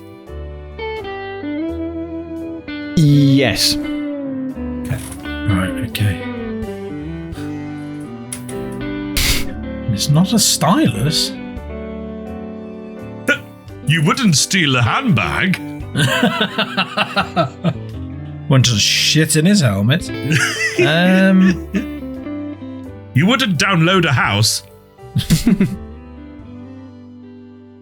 Is it a wire? It'd be quite difficult without passing a voltage. Hang on.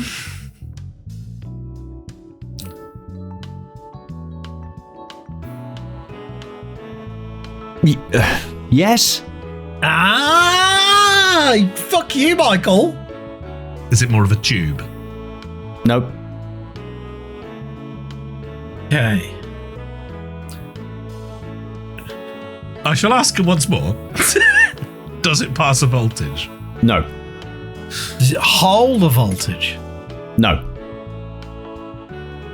Just checking. Go on, Mike. What I'm fucking thinking.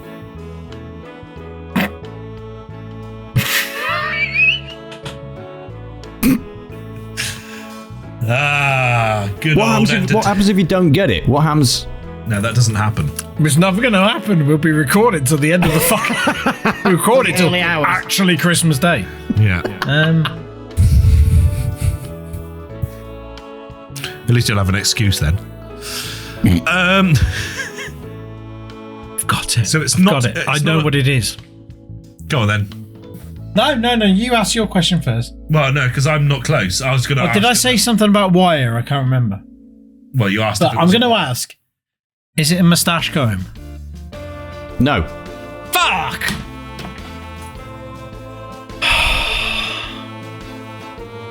Shit. And it's not considered more of a pipe or a tube. And it would be considered a wire, but at a push. So is that plastic sheathing? Is it around the metal core? Yes. Is it a pipe cleaner? No. So.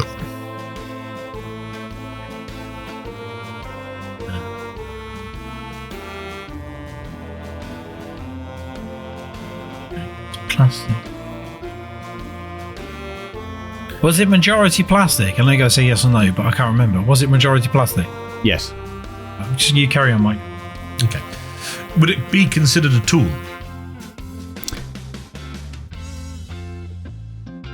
Yes. Would it be considered for vanity? What? I don't know, but I'm trying to think of the no. practicality of it. No. Okay. I'm now trying to think how I'd use it for vanity. I'm just earlier, Ed, I asked if it would be considered like part of for use for the technical device. Yeah. Sorry, yeah. I couldn't remember that.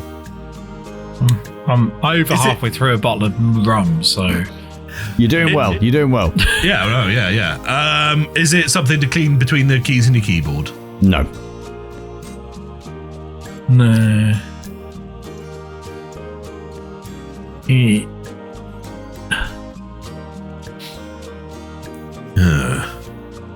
What a tricky one. It fucking is, isn't it? I remember the fucking pipe was a toughie as well, actually. Very good at this. Fucking is. Shit. The flute of joy is not something that everybody has to hand. It's true. But that was a good one last year. Oh no. Is it designed to fit in a pocket? Is it supposed to be a pocket device? No. Is it a microphone clip? I'm gonna say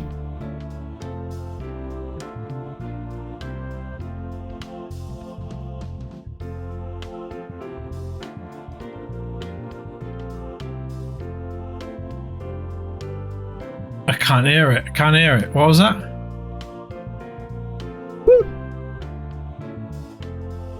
microphone clip. Is it like a suspending thing like this? No. But it's not like a clip. Okay. No problem. Is it like a cable tie? Yay! Let me have a rummage around. There you go. It's a cable tie. Oh, right. Fucking hell. Just for everyone listening, what he has produced is one of those little tie things that you get when you get a cable. You buy a new cable and it's got those wrapped around it. You have to untwist them. Yep. Or even if you buy a Tyco Mutator, you'll find it's fastened to the cardboard using just those. Yep.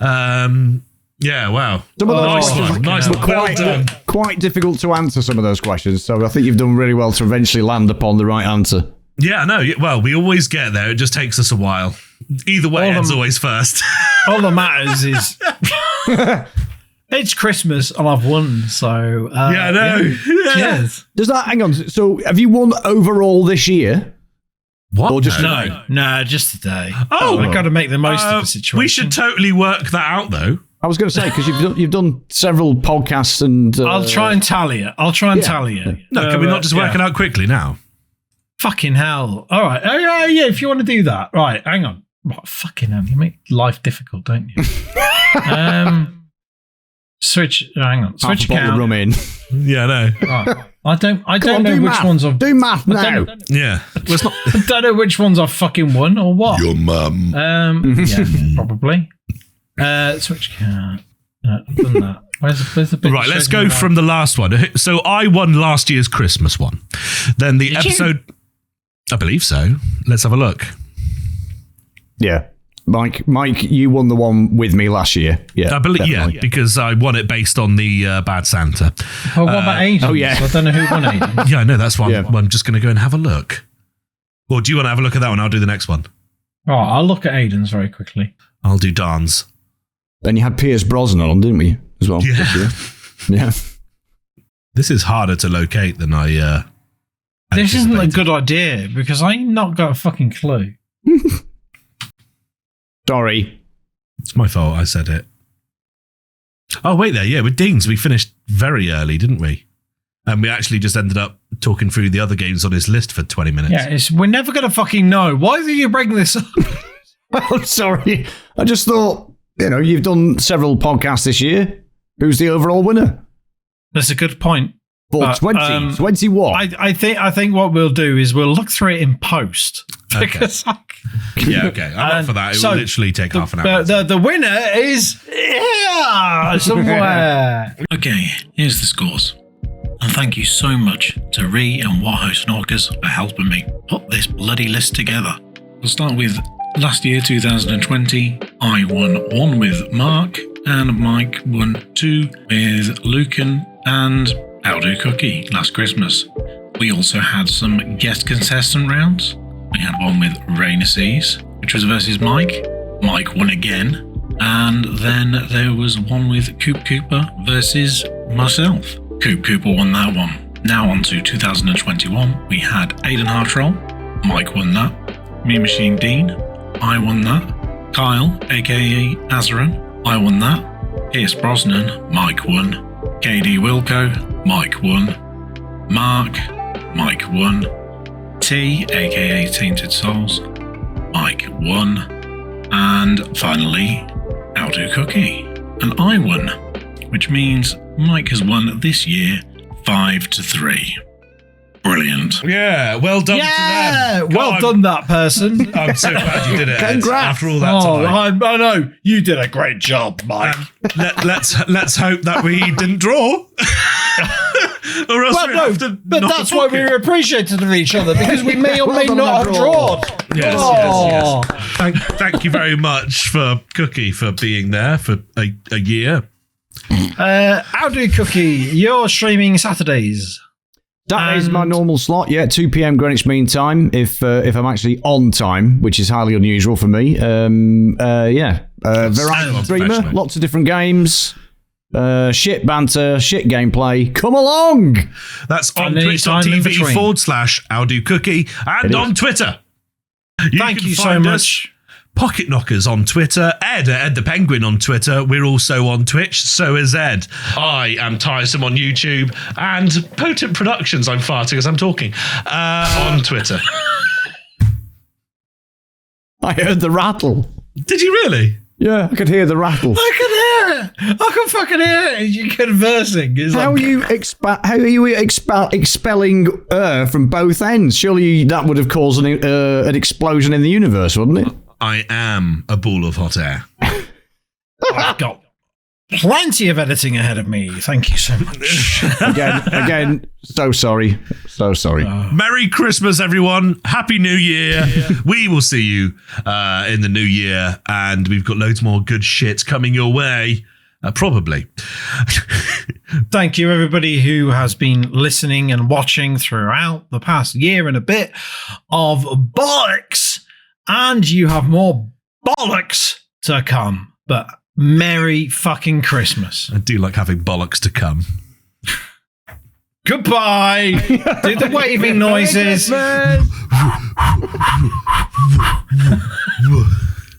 Fuck off. Right, let's get one of these Tycos fucking ordered.